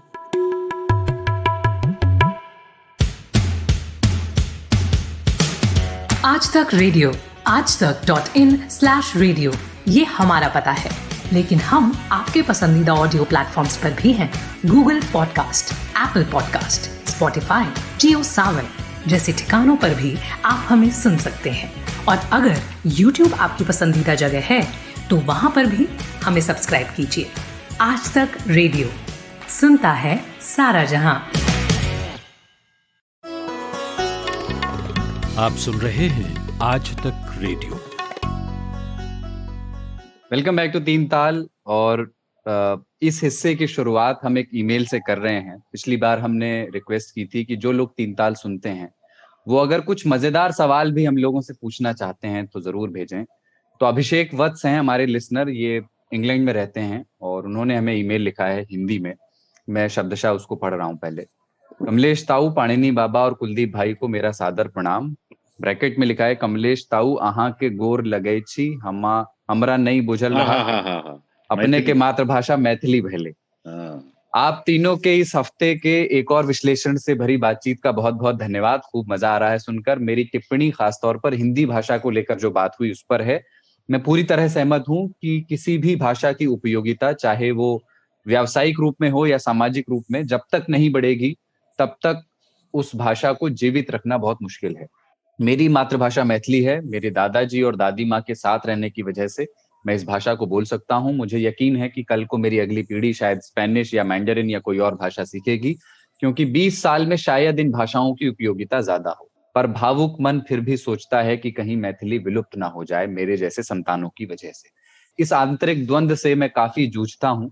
और बाबा का ये कहना थोड़ा सुकून और उदासी दोनों साथ में दे गया कि भाषा जब अपना मातृत्व खो दे तो भाषा को चले जाना चाहिए सम्मान सहित। अगर भविष्य में आप टिकट आधारित कोई लाइव रिकॉर्डिंग करें तो मैं काफी इच्छुक रहूंगा उस शो को अटेंड करने में। मैं इंग्लैंड में रहता हूं तो जूम पर जरूर भाग ले सकता हूं। आशा करता हूं आप तीनों हमेशा स्वस्थ, व्यस्त और मस्त रहें। सोमवार में थोड़ी सी रौनक डालने के लिए बहुत बहुत शुक्रिया एक बार फिर। वाह क्या बात है। तो इनको मैं कभी दोबारा लंदन पहुंचा तो जरूर वहां पे आवाज दूंगा इनके घर के सामने पहुंच के, नवेजे नवेजे नवेजे नवेजे नवेजे। हाँ मतलब अच्छी चिट्ठी अभिषेक आपने लिखी। और टिकट तो नहीं, पर ये जरूर हम करेंगे कि आपके कर सकते हैं, मतलब अगर आम राय इस पे बने बाकी दोनों बाबा और ताऊ की भी, कि आप ये अच्छा आइडिया है कि हम उनको जूम पे, जिनको हम कोशिश करेंगे आगे चलकर, इस बार तो नहीं कर पाए, आगे चलकर कि हम ऐसे कुछ श्रोताओं को जूम पर साथ में थोड़ी देर के लिए ले लें। हाँ थोड़ी देर के लिए, हाँ भागीदारी होगी तो अच्छा लगेगा। बिल्कुल। उस हिस्से का नाम कार्यक्रम में हम रखेंगे न्योता वाले श्रोता। सही है।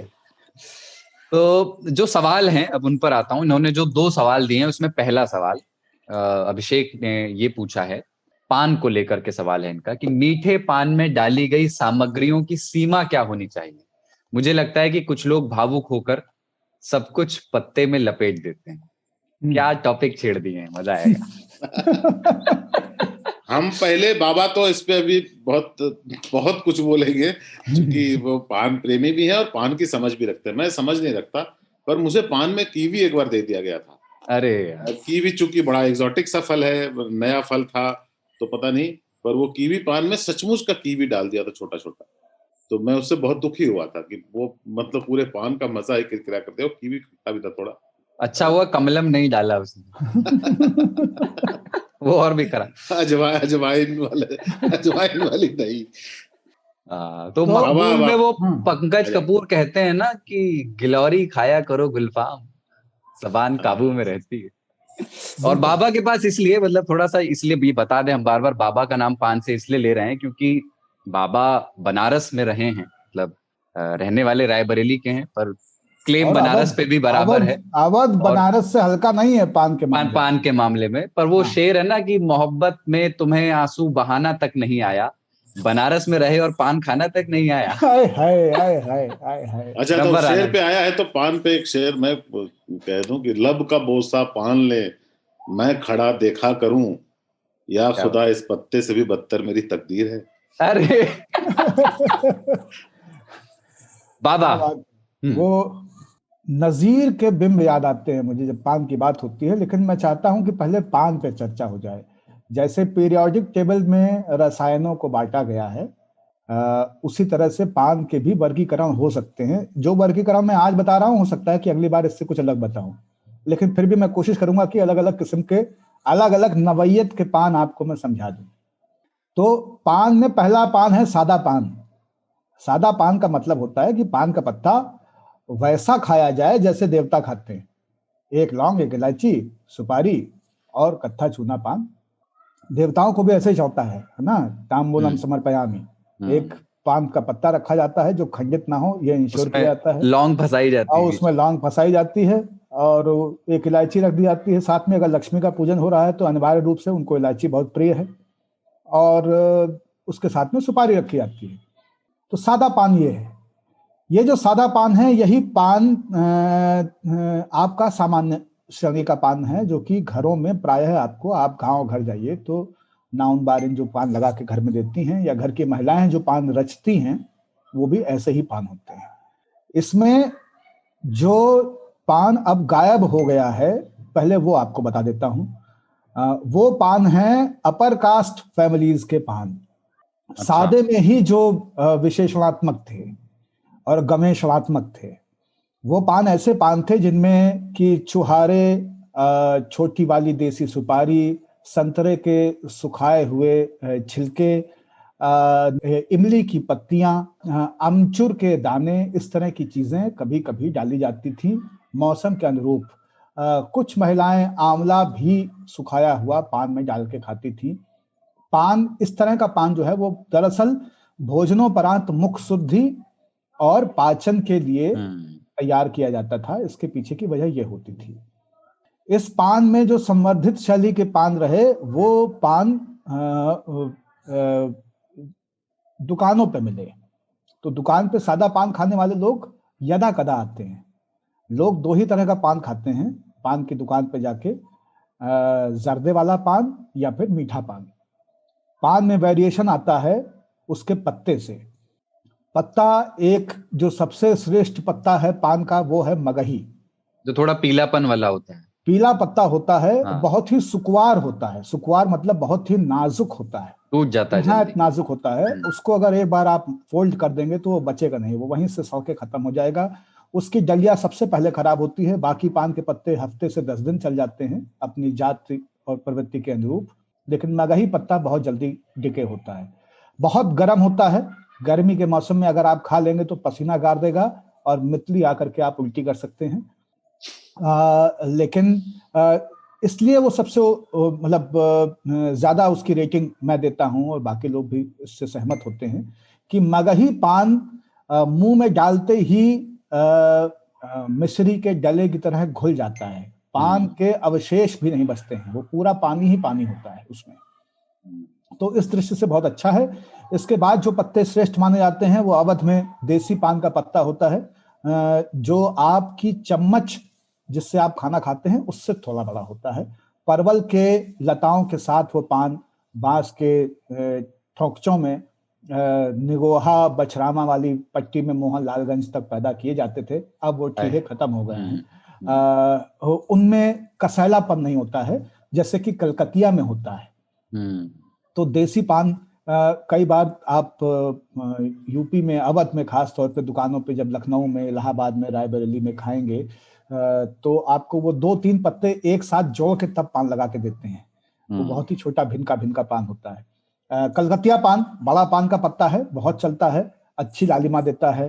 बहुत ज्यादा प्रचलित होता है। टिकाऊ और सस्ता पत्ता वही वो है। जो बड़ा वाला हरा वाला जो होता है, बड़ा वाला बनारस में होता भी जो है। बनता है। हाँ, वो बनारस में पीला पत्ता बनता है, पका अच्छा पत्ता बनता है। हाँ, अच्छा। बनारसी पत्ता उसको कहते हैं। एक पान है सौंफिया पान, जो इतना ही बड़ा होता है, चकला एकदम बड़ा सा, लेकिन दानेदार होता है और उसको खाने पे लगता है कि आपने सौंफ खाई है। वो भी एक तरह का देसी पत्ता है। मीठे पान के लिए प्रायः वो इस्तेमाल किया जाता है और राजस्थान वगैरह में उसका बहुत प्रचलन है। हम लोग की तरफ अवध में भी मिलता है, लेकिन राजस्थान में लोग उसको बहुत पसंद करते हैं, क्योंकि वो सौंफिये पत्ते के ऊपर पकाया हुआ कत्था लगा करके और उसको आधे घंटे सुखा के, जब तक वो एकदम जड़ीला चॉकलेट जैसा ना दिखने लग जाए, चॉकलेट कहना अपमान है पान का, लेकिन मैं इस शब्द को वापस लेता हूँ, तो जब तक कि एकदम गेरुआ ना हो जाए, डार्क एकदम, तब तक कि उसको सूखने दिया जाता है। प्रेम पान भंडार के किस्से जो जयपुर जानते हैं या जयपुर गए हैं या भैरव सिंह शेखावत के पान प्रेम के बारे में जानते हैं, वो समझ जाएंगे कि मैं किस पान की चर्चा कर रहा हूँ। बजरंगबली मंदिर पेट्रोल पंप के पास, पेट्रोल पंप के पास देखिए, वो पुलिस कंट्रोल रूम के अपोजिट। तो इस तरह के पान हैं। इन सारे पानों में दो पान जो हैं उनकी चर्चा मैं जरूर करूंगा।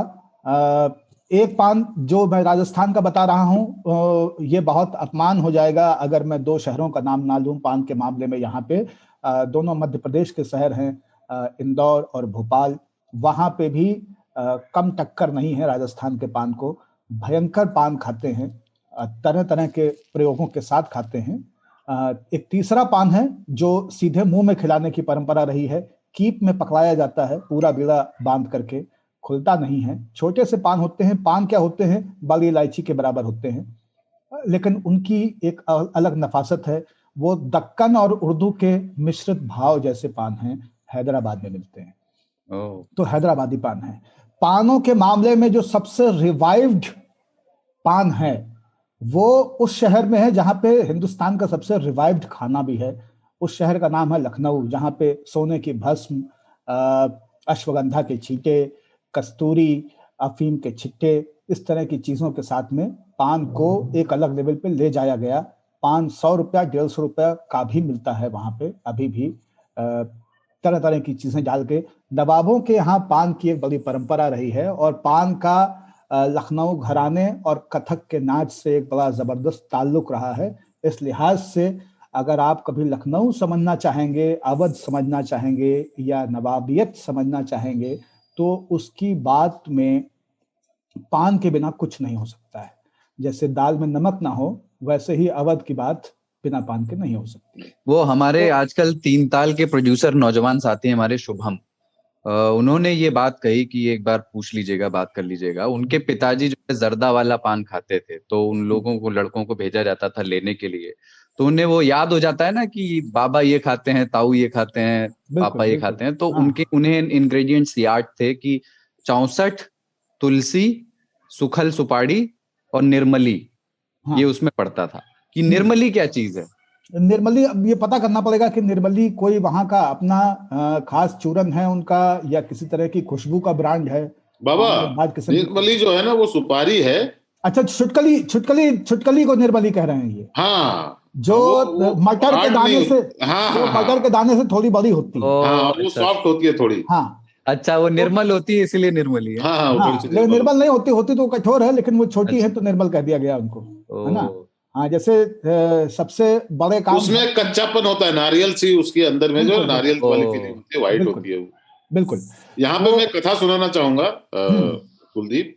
हम श्रीलंका गए थे, तो श्रीलंका के बिल्कुल दक्षिणी छोर पर वेलिगामा नाम की एक जगह पे थे, और वहां से उगौल से भी दक्षिण में, और वहां पर बाबा और बहने पान की दुकान ढूंढ ली। और वहां पे पान का प्रचलन है, ऐसा नहीं है कि हमने ढूंढी या सिर्फ भारतीय पर्यटकों के लिए। वहां के स्थानीय लोग भी, तमिल वहां पे तमिल और सिंगला दो तरह की एथनिसिटीज है, तो तमिल लोग वहां पे पान खाते हैं। जो वो पान का सेवन करते हैं। बिल्कुल। ताऊ केवल वहां श्रीलंका में ही नहीं, मैं लंदन गया हुआ था और मेरा रजनीगंधा खत्म हो चुका था, और मैं ग्रीनिच यूनिवर्सिटी घूमने जा रहा था, तो वहां पे ट्यूब में 3 औरतें बुरके में उतरी और प्लेटफॉर्म पे एक टिफिन निकाल करके पान बनाने लगी। स्टील का गोल टिफिन था। तो मैं समझ गया कि ये उधर की हैं। हाँ, दक्षिण भारत के लोग, दक्षिण एशिया के लोग तो पान। हाँ, तो मैंने जाके उनसे पूछा कि पान, तो उसमें से एक महिला, मतलब पहले तो तीनों चौंकी, फिर उन्होंने कहा कि खाएंगे क्या। मैं हिंदी सुन के और अभिभूत हो गया। तो मैंने कहा बिल्कुल बिल्कुल।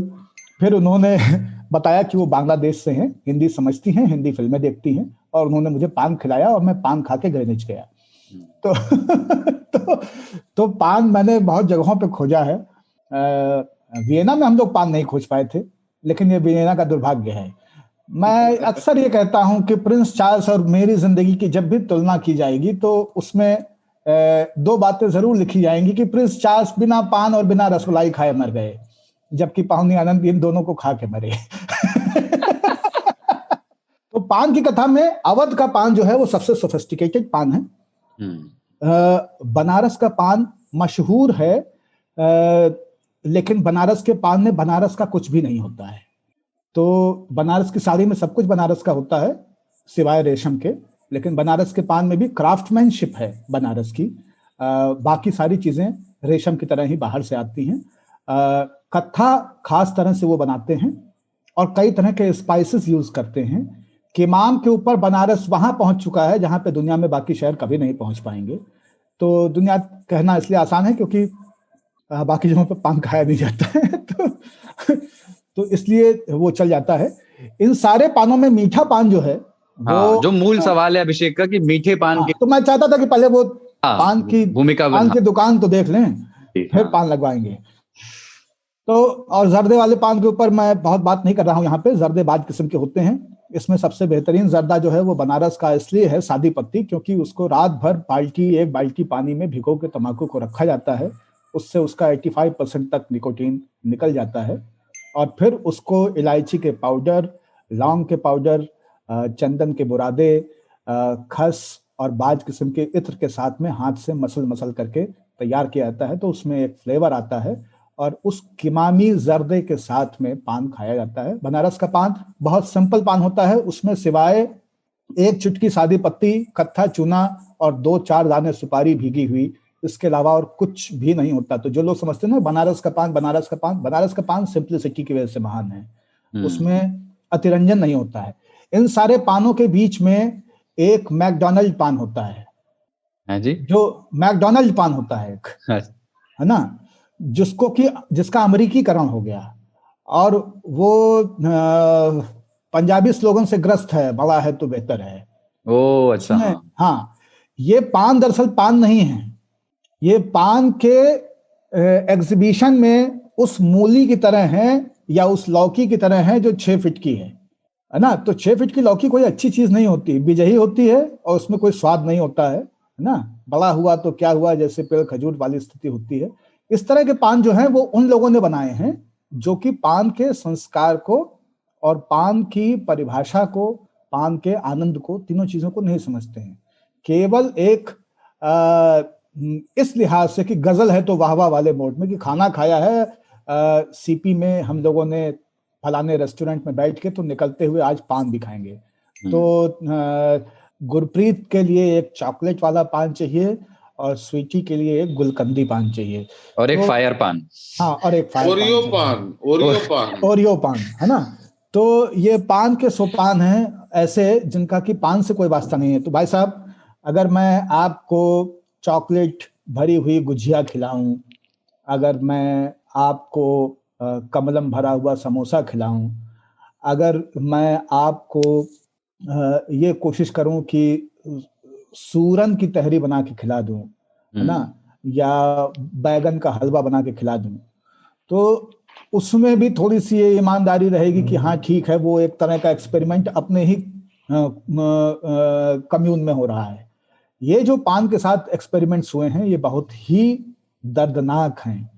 और बचपन में निबंध लिखवाया जाता था ना कि यदि आप भारत के प्रधानमंत्री होते, ये 10 लाइन का निबंध बच्चों को लिखना होता था।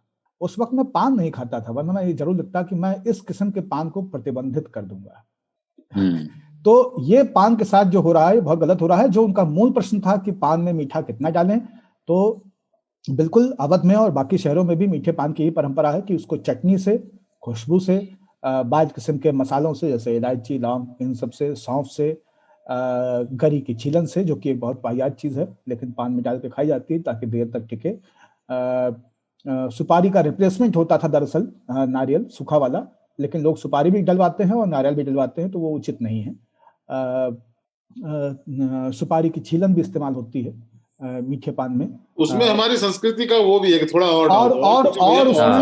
और उसमें जो पाचन वाली ही बात थी, गुलकंद जो है वो पेट के इंटेस्टाइनल लाइनिंग को मेंटेन करने का एक बहुत ही कमाल का चीज है। तो गुलकंद लखनऊ में बना गुलाब की एक किस्म की चटनी है जो मीठी होती है, खुशबूदार होती है और हाजमे के लिए बहुत ही मुफीद होती है।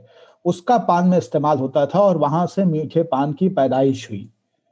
लेकिन अब जो हो गया है मामला वो ऐसा हो गया है कि उसके ऊपर चेरी वेरी डाल के और बहुत सारी चीजें डाल करके हमने उस मीठे पान को अपभ्रंश कर दिया है, भ्रष्ट कर दिया है।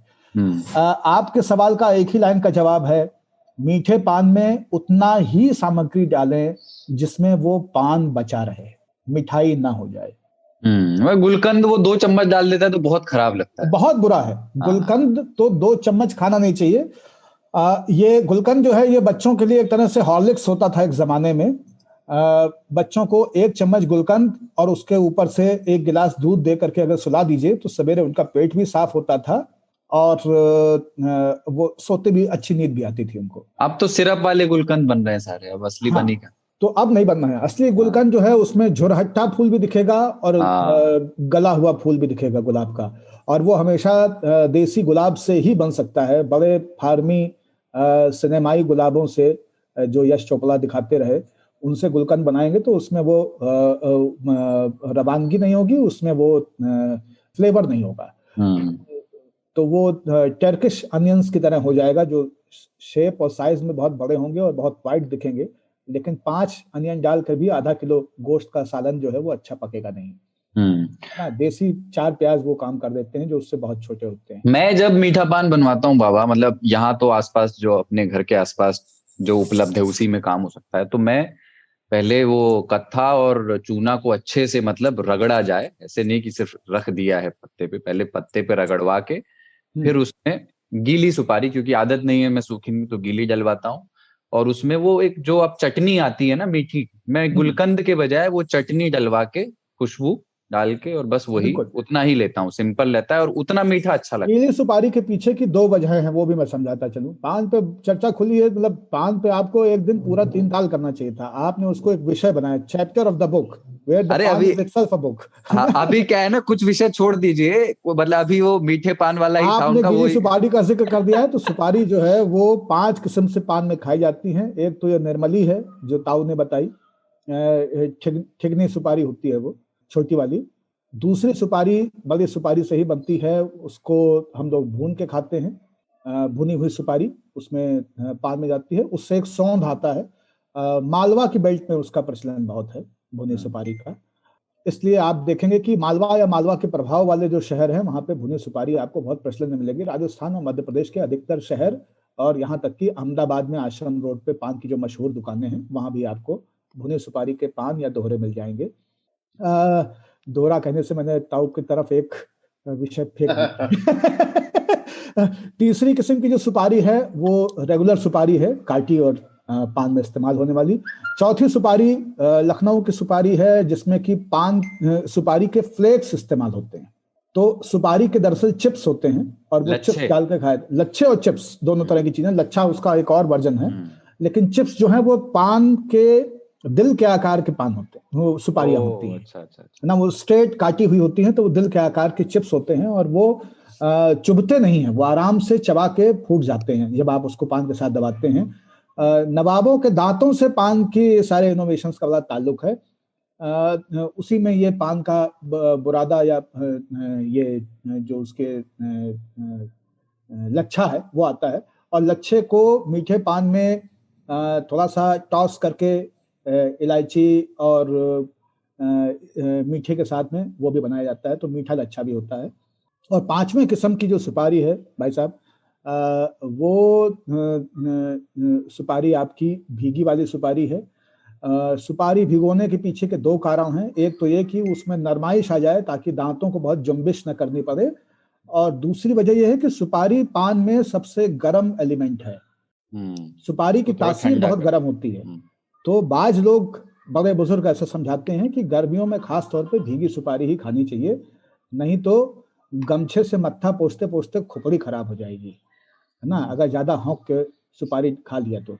आप कभी केवल सुपारी खा के देखिए, आपको गर्माइश लगेगी, सीने में एक हुक सी लगती है सुपारी केवल खाने पे, वो थोड़ा सा एक हाई हिट देती है और वो गर्म होती है। तो उसको, उसके बाद में अगर आप अपना बीपी चेक करें एक सुपारी का दाना चबाने के बाद में, तो आपको बीपी अपना संवर्धित मिलेगा।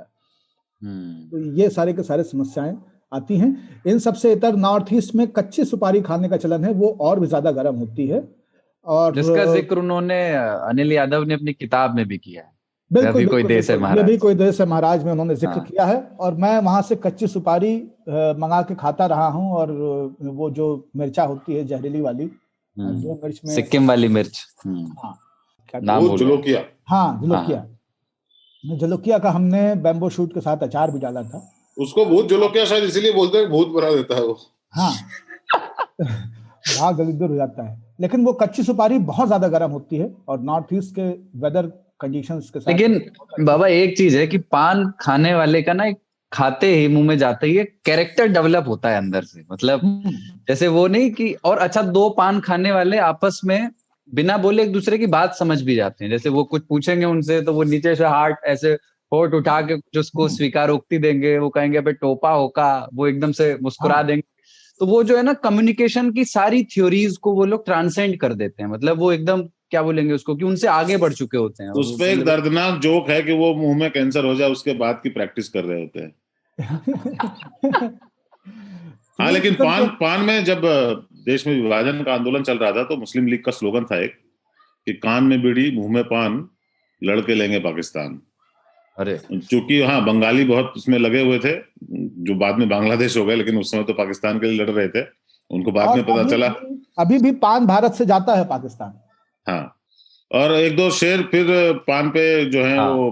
हाँ, एक चीज मैं बता दूं, जो आपने संकेतों की भाषा छेड़ दी है, 3 किस्म के संवाद होते हैं पान मुंह में जब 2 लोगों के होता है, तो 3 किस्म के संवाद होते हैं। एक होता है सांकेतिक, जिसमें आप केवल भ्रकुटियों का इस्तेमाल करते हैं, मुंह को बंद रखते हैं, हाँ, जबान काबू में रहती है, पूरी तरह से वो सांकेतिक होता है।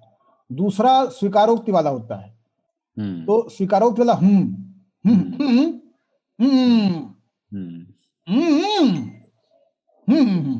है ना, तो वो उसमें आप अपनी ग्रीवा का इस्तेमाल करते हैं, लेकिन अपने होठ और जबान जीवा का इस्तेमाल नहीं करते हैं। और तीसरा होता है थोड़ा सा एडॉप्टिव, जिसमें आप बोलना और खाना दोनों को एक साथ बरतना चाहते हैं।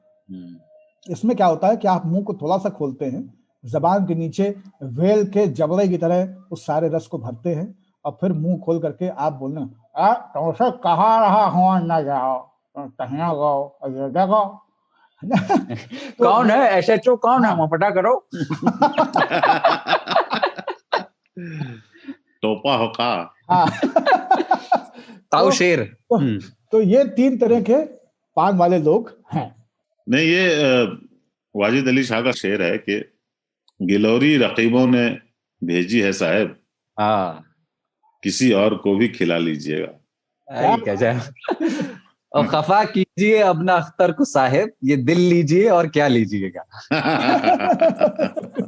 वाजिद अली शाह अख्तर। हाँ, और अकबर इलाहाबादी तो आएंगे, एक बार आ चुके हैं खुदा की राह में। तो लगावट की अदा से उनका कहना, पान हाजिर है, कयामत है, सितम है, दिल फिदा है, जान हाजिर। क्या बात। और वो जो आप नाजुक वाला कह रहे थे ना, अक्सर होता है कि जब वो पान बनाते हैं ना, मैं तो कई बार हैरत रहता हूँ कि हालांकि रोज बनाते हैं, आदत हो गई है, उसको वो जिस अदा से मोड़ते हैं और फिर जिस अदा से झटके से उठा के वो पैक भी कर देता है, हम लोग नहीं कर सकते, मतलब मैं नहीं कर सकता। तो वो जो नाजुकी चाहिए ना उठाने के लिए, वो याद आती है इस शेर से, रियाज खैराबादी का है। था बहुत उनको गिलौरी का उठाना मुश्किल, दस्ते नाजुक से दिया पान बड़ी मुश्किल से। क्या बात है, दस्ते क्या बात नाजुक, है ना, गजब। है। एक चीज बस मैं आखिर में पान की इस पूरी कथा में कहना चाहूंगा। हम लोग बहुत देर से पान की बात कर रहे हैं, और ये बहुत जरूरी है। पान को नशे में शुमार माना जाता है।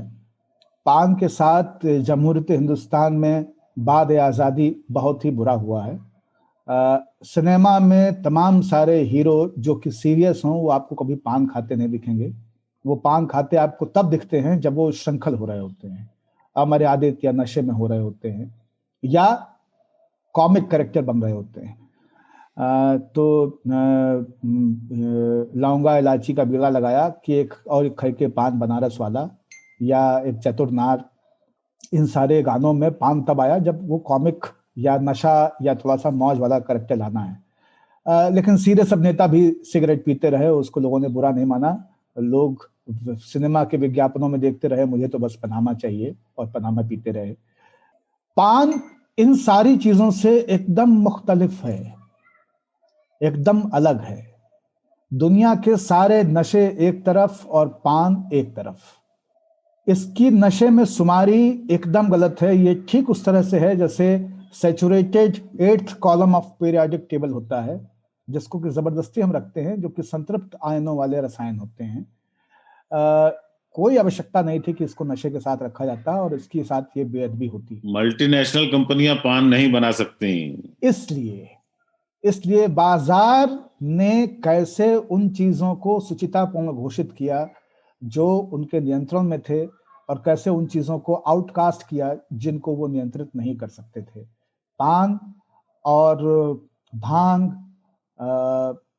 मैरिजुआना से बनने वाली और बहुत सारी चीजें, गांजे के पौधे से, भंगे से प्राप्त होने वाली और बहुत सारी चीजें, या देसी तरीके से बनाए जाने वाले कुछ पेय जिन्हें आप देसी शराब कहते हैं, इन सबको इसलिए आउटकास्ट और प्रतिबंधित घोषित किया गया क्योंकि इनको मार्केट कंट्रोल नहीं कर सकता था। इन सबसे इतर पान के बारे में जो मेरी बात है वो इतनी भरी है कि पान एक संस्कार है, और पान एक सलीका है, एक किस्म की रवायत है।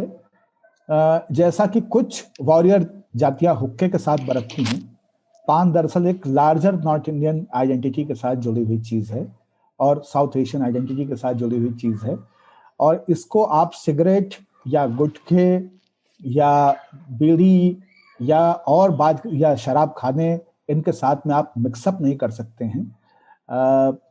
पान का मामला कैरी करने से है, कंज्यूम करने से नहीं है। आप पान को कैरी करते हैं, बाकी नशों को आप कंज्यूम करते हैं।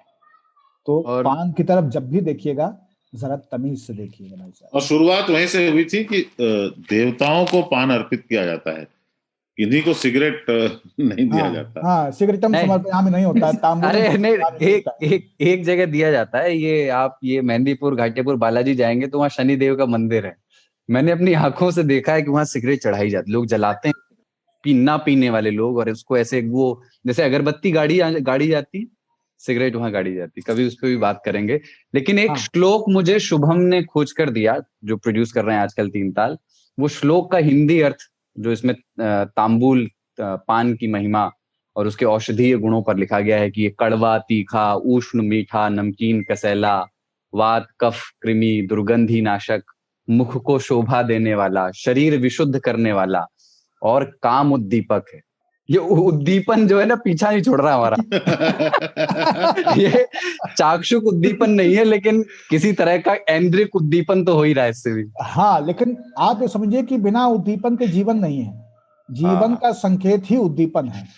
आपके तंत्रिका तंत्र में होने वाले उद्दीपनों से ही आप ऊष्मा, अवरोध और वस्तुओं का ज्ञान करते हैं। आपको पता चलता है कि चाय कितनी पीनी चाहिए, ये भगोना गर्म है, ये चीज बहुत ठंडी है। ये सारे के सारे उद्दीपन से ही अर्जित होते हैं।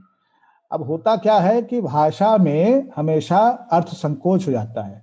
जैसे बलात्कार का संकोच हो गया और वो एक कृत्य विशेष तक सीमित हो गया, वैसे ही उद्दीपन हम केवल एक किस्म के उद्दीपन को ही उद्दीपन मान लेते हैं। सही। आप सोचिए ना ताऊ कि श्रीलंका में वो पान की दुकान कितना बड़ा उद्दीपन थी हम लोगों के लिए। ठीक है, इति पान कथा समाप्त। और अभिषेक वाह। का, हाँ, अभिषेक का जो अगला सवाल है वो नहीं ले रहे हैं आज, वो फिर कभी ले लेंगे, क्योंकि पान पर लंबी चर्चा चल गई। शादी पर एक सवाल था उनका, ये वो आगे सवाल कभी ले लेंगे। बता दीजिए और उस पर बात फिर कभी करेंगे। हाँ, सवाल ये था उनका कि हमारे यहाँ जो शादी ब्याह जैसे समारोह हैं, उनको इतनी अतिरिक्त महत्ता उनकी क्यों रहती है, उन पर इतनी ज्यादा चर्चा हो हल्ला क्यों हमारे यहाँ, हमारे समाज में, भारतीय समाज में क्यों होता है, इस पर बात कर लेंगे। बिल्कुल बिल्कुल, बिल्कुल। अभी एक छोटा सा ब्रेक ले रहे हैं और आगे सरकारी ठेकों की बात करेंगे।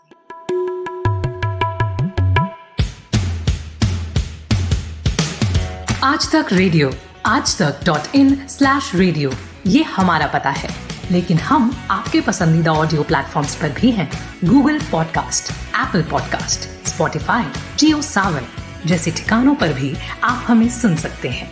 और अगर YouTube आपकी पसंदीदा जगह है तो वहां पर भी हमें सब्सक्राइब कीजिए। आज तक रेडियो, सुनता है सारा जहां। आप सुन रहे हैं आज तक रेडियो। वेलकम बैक तीन ताल में, और पाणिनी बाबा और कमलेश ताऊ के साथ मैं कुलदीप सरदार, हम तीन लोग बैठे हैं, बात कर रहे हैं। और इस हिस्से में जिस खबर पे बात करेंगे वो उत्तर प्रदेश से है। उत्तर प्रदेश के आबकारी विभाग ने एक आदेश जारी किया कि यूपी में अब सड़क किनारे या हाईवे पर कहीं भी सरकारी और ठेका शब्द लिखा दिखाई नहीं देगा। जो शराब और बियर या भांग की दुकानें हैं वहां पर इन शब्दों के इस्तेमाल पर पाबंदी होगी। अब जो दुकानदार हैं वो इसकी जगह बियर शॉप या वाइन शॉप या शराब की दुकान, भांग की दुकान जैसे शब्दों का इस्तेमाल कर सकेंगे। ठेका नहीं लिख सकते और सरकारी ठेका भी नहीं लिख सकते। तो ये अपने ही ठेकों से, जो कि लाइसेंस मिलता है, तो अपना ठप्पा सरकार क्यों हटाना चाह रही है, जबकि आबकारी विभाग तो इतना कमा देता है, पैसा तो सबको चाहिए, ठेके पे ही मिलता है। ये क्या है? फैज साहब लिख गए हैं कि जलवागाहे विशाल की शमे वो बुझा भी चुके अगर, तो क्या चांद को गुल करें तो हम जाने।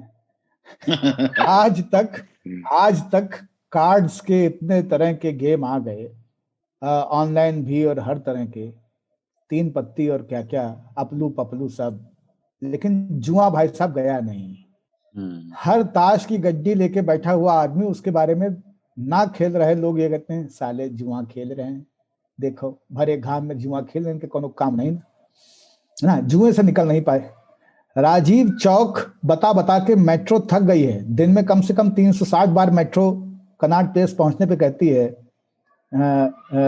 स्टेशन दाहिनी ओर खुलेंगे, ये स्टेशन राजीव चौक है, कृपया दरवाजों से हट कर खड़े हों। लेकिन भाई साहब वो कनाटे प्लेस है, वो बदल नहीं रहा है। ठेके पे ठेका देते हो तो ठेका है, लेकिन लोग ठेका देना बंद नहीं कर रहे हैं और ठेका बंद नहीं कर रहे हैं, ठेके का नाम बदल दे रहे हैं। तो एक रामाव जैसे व्यक्तित्व को अगर हम रामकृष्ण नाम दे दें या राम सिंह नाम दे दें या राम कुमार नाम दे दें, रामचंद्र नाम दे दें, तो उससे उसकी प्रवृत्तियां बदलने वाली नहीं है। ये अजीब सी बात है कि पहले हमने उसको मॉडल शॉप भी बनाया, तो पहले ठेकों के साथ हमने मॉडल शॉप खोली।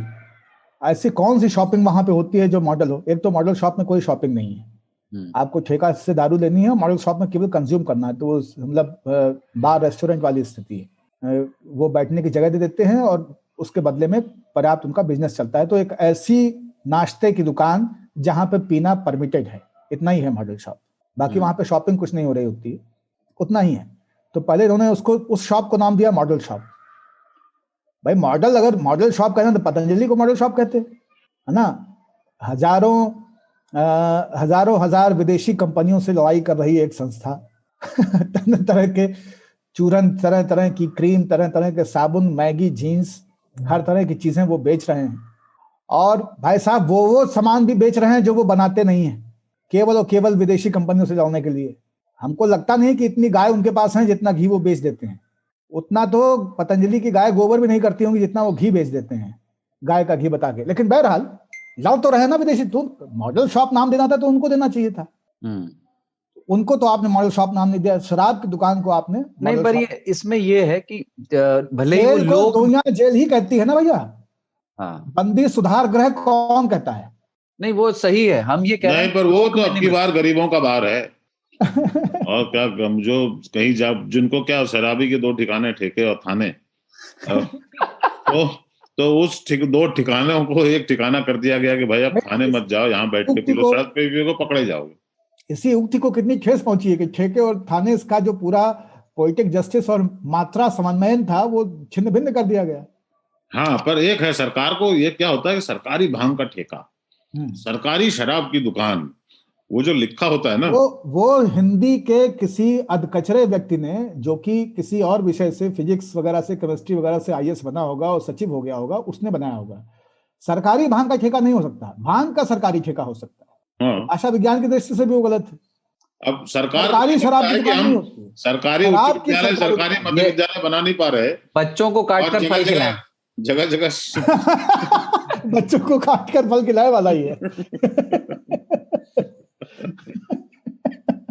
ताऊ सही कह रहे थे कि सरकारी विद्यालय तो खोल नहीं पा रहे हैं, तो ठेका ही जगह जगह जहां दिख रहा है, सरकार जहां दिखती है वहां शराब का ठेका होता है, तो थोड़ी आपत्ति उनको होती होगी, और इसीलिए शायद उसको हटाया जा रहा है कि चलो हमारा नाम बदनाम हो रहा है, हम बेच तो हम ही रहे हैं। तुम ये काम ना करो, राम का नाम बदनाम न करो, उस गीत से प्रेरित होकर उसे अहाता बोलते हैं।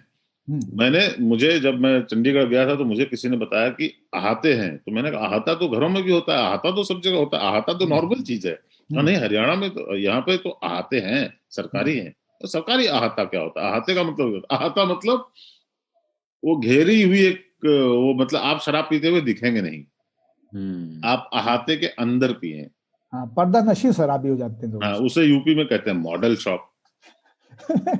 बुरका बगांजा है ये एकदम। क्या है वो, आने दो, जो क्या है, आने दो अब जो अब्र आए शराब आए, क्या है? हाँ, आए कुछ अब्र कुछ शराब आए, इसके बाद आए जो अजाब आए। हाँ, लेकिन ये एक चीज है कि मतलब फिर वही बात होता है, हमारा समाज और दूसरा समाज। हमने देखा है क्रिकेट स्टेडियम्स में दूसरे देशों में लोग आराम से बियर लेकर के बैठे होते हैं, मतलब बियर को लेकर के, तो एक पब्लिक प्लेसेस पे भी बियर लोग पी रहे हैं वहां पर।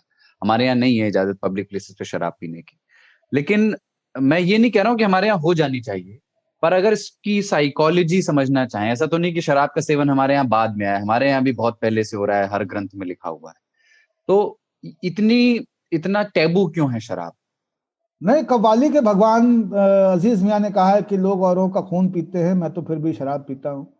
तो ये उस फिलैंथ्रोपिया का काउंटर आर्गुमेंट है। हमारे यहाँ एक हद है बाबा कि हम जब उत्सव के दिनों में ना शराब बंद कर देते हैं। हमारे यहाँ उस दिन उसको ड्राई डे बोलते हैं, जिस दिन उत्सव हो, जैसे कि 26 जनवरी, 15 अगस्त, जिस दिन लोग देश की आजादी खुशियां मनाएंगे, तो आप बाकी दिन पी सकते हो, लेकिन खुशी मना नहीं सकते। खुशी जिस दिन मनाओगे उस दिन हम तुम्हें पीने नहीं देंगे। ये बाकी दिन पियो। दूसरी, सरकार का कहना है कि उसमें वो शराबियों के हित में ये फैसला लेते हैं कि वो घर में पिटे नहीं और घर वालों के साथ ही होली दिवाली मनाएं, इसलिए ऐसा किया जाता है। तो जैसे आप देखिए तो दिल्ली में पत्रकार रविवार को घर पे समय बिताते हैं। उसकी वजह यह नहीं कि रविवार को उनके पास कोई काम नहीं है, खबर तो किसी भी दिन आ रही होती, क्योंकि रविवार को प्रेस क्लब बंद रहता है। जहां मतलब प्रेस क्लब का रेफरेंस ये है कि प्रेस क्लब में जिनके पास अहाता है, मेंबरशिप है, दिल्ली के पत्रकारों का अहाता है और सस्ता है। हाँ, मॉडल शॉप है, किफायती और उत्तम। वहां सस्ते समाचार और सस्ती शराब, हाँ, और सस्ते पत्रकार। हाँ, ठीक है। तो सरकार आलोकनाथ हो गई है कि पैसा कमाएंगे किंतु बोर्ड नहीं लगाएंगे। पर एक और है उसमें, ये एक और है, मतलब इसका मैं मीटू का संस्कारी बापू हूँ, ये है बाबूजी हूँ, वो वाला मामला है। इस फैसले का पार्ट हमारे यहाँ शराब और पेट्रोल डीजल में एक ही समानता है, चलता देश उसी से है, और दोनों जीएसटी के अंदर नहीं आते।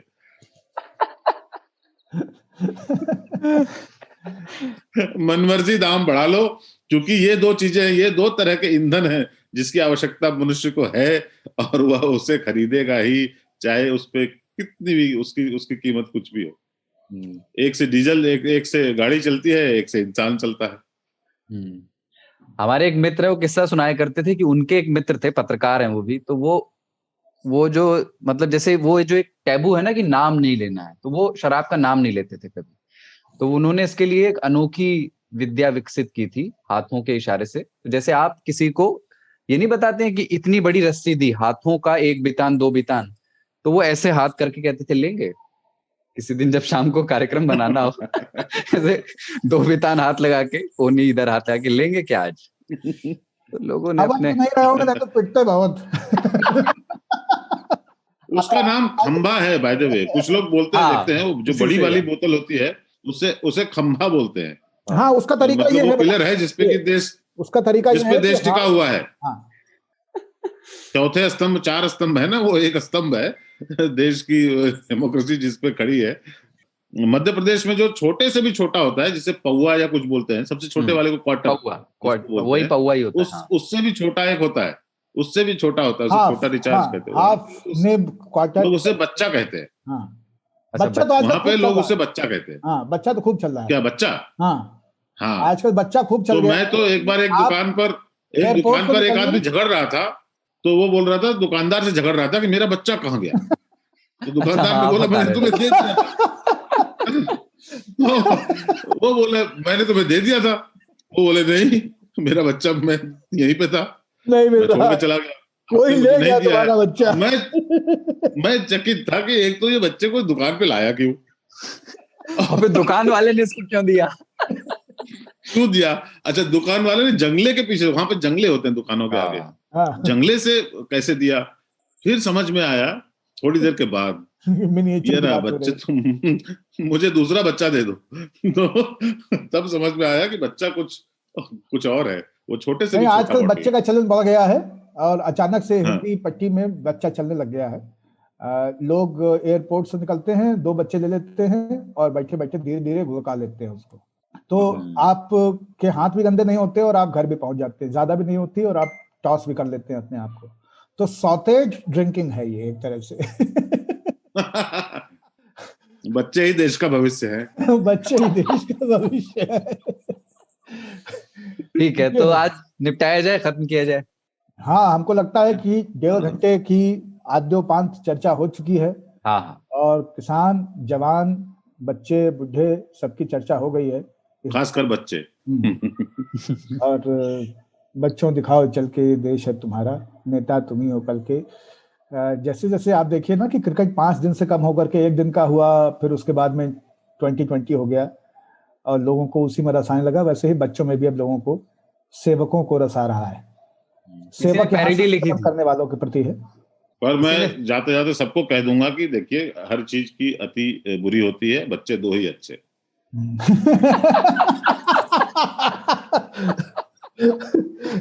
बच्चे बन के सच्चे और बच्चे भी अच्छे।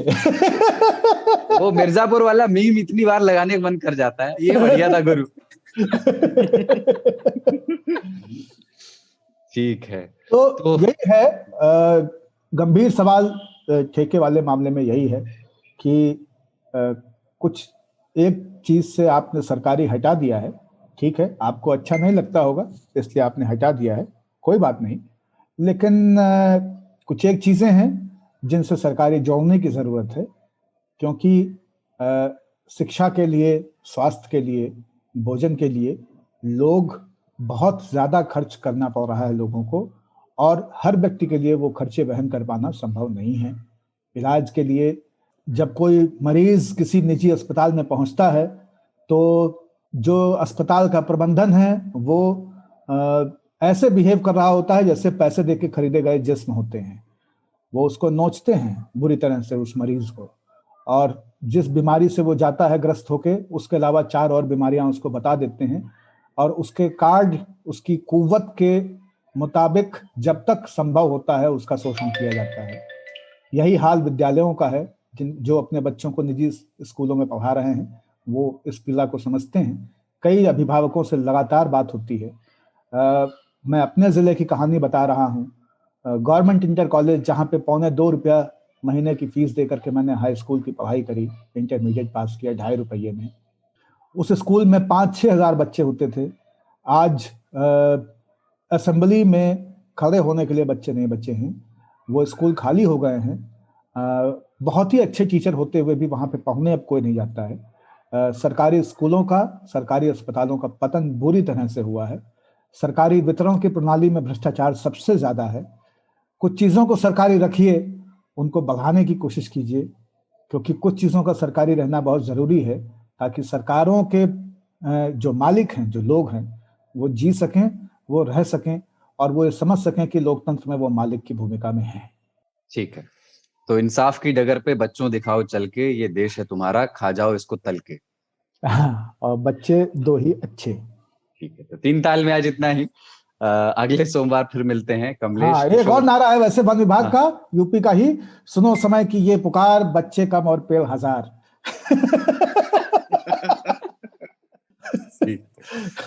आप लोग जिनको ये 3 ताल अच्छा लगा वो इसे शेयर करें फेसबुक पर, ट्विटर पर, व्हाट्सएप पर, जो भी सोशल मीडिया आप यूज करते हैं उस पर, और हमें radio@aajtak.com पर ईमेल कर बताएं। कोई सवाल हो हमसे तो पूछें, कोई हमें कुछ कहना चाहते हो, हमें कुछ बताना चाहते हो इस कार्यक्रम के बारे में तो बताएं, या जनरली कुछ गप उड़ाना चाहते हो, कोई जीवन की समस्या हमसे शेयर करना चाहते हैं और उसका समाधान चाहते हैं, तो हम तसल्ली बख्श तरीके से यहाँ पर इस मंच पर करते हैं। यहाँ पे सभी किस्म के रफू और कशीदाकारी तसल्ली बख्श किए जाते हैं, और ये मैं केवल 3 ताल के ताल्लुक से नहीं कह रहा हूँ। एक उपभोक्ता के नाते जिसको कि जिंदगी में 1000 किस्म की चीजें जाननी जरूरी हैं ताकि वो जीता रहे और जीवन में आगे बढ़ता रहे, उससे ताल्लुक रखने वाले हर पहलू पर आज तक रेडियो कुछ न कुछ कार्यक्रम बनाता है। चाहे वो विज्ञान की बातें हों, चाहे वो राजनीति की हों, स्वास्थ्य की हों, या शिक्षा की, कानून की हों, या समाज में आते जाते अवसरों, संभावनाओं की, समाचार तो होते ही हैं। इसलिए आज तक रेडियो आपकी तमाम तरह के उद्दीपनों का एक कारण, एक ठिकाना, एक ठेका है। हमें बाय द वे मेरे सुबह का उद्दीपन जो है आज का दिन है, और शाम का समापन मैं दिन भर से करता हूं। तो aajtak.in पे आइए, रेडियो वाला बटन देखिए, ढूंढिए, वहां पे आपको मिल जाएगा, वहां पे सुन सकते हैं, या गूगल पॉडकास्ट, एप्पल पॉडकास्ट, या जहां से भी आप अपना पॉडकास्ट सुनते हैं, JioSaavn, Spotify, हर 3 जगह। ताल, हाँ 3 ताल ढूंढिए, मिल जाएगा। TEEN आजकल तो इतना पॉपुलर हो गया है कि जैसे आप TEN करेंगे तो टीनेजर वाला टीन नहीं आएगा, 3 ताल वाला 3 आएगा। दिन भर जाए हाय शाम ना आए। ठीक है, तो अगले सोमवार मुलाकात होती है। कमलेश किशोर सिंह उर्फ ताऊ, पाणिनी आनंद उर्फ बाबा, पूरा नाम भी बताना जरूरी है एक बार, और मैं कुलदीप मिश्र उर्फ सरदार, हम तीनों के साथ थे आप। जय हो। जय हो।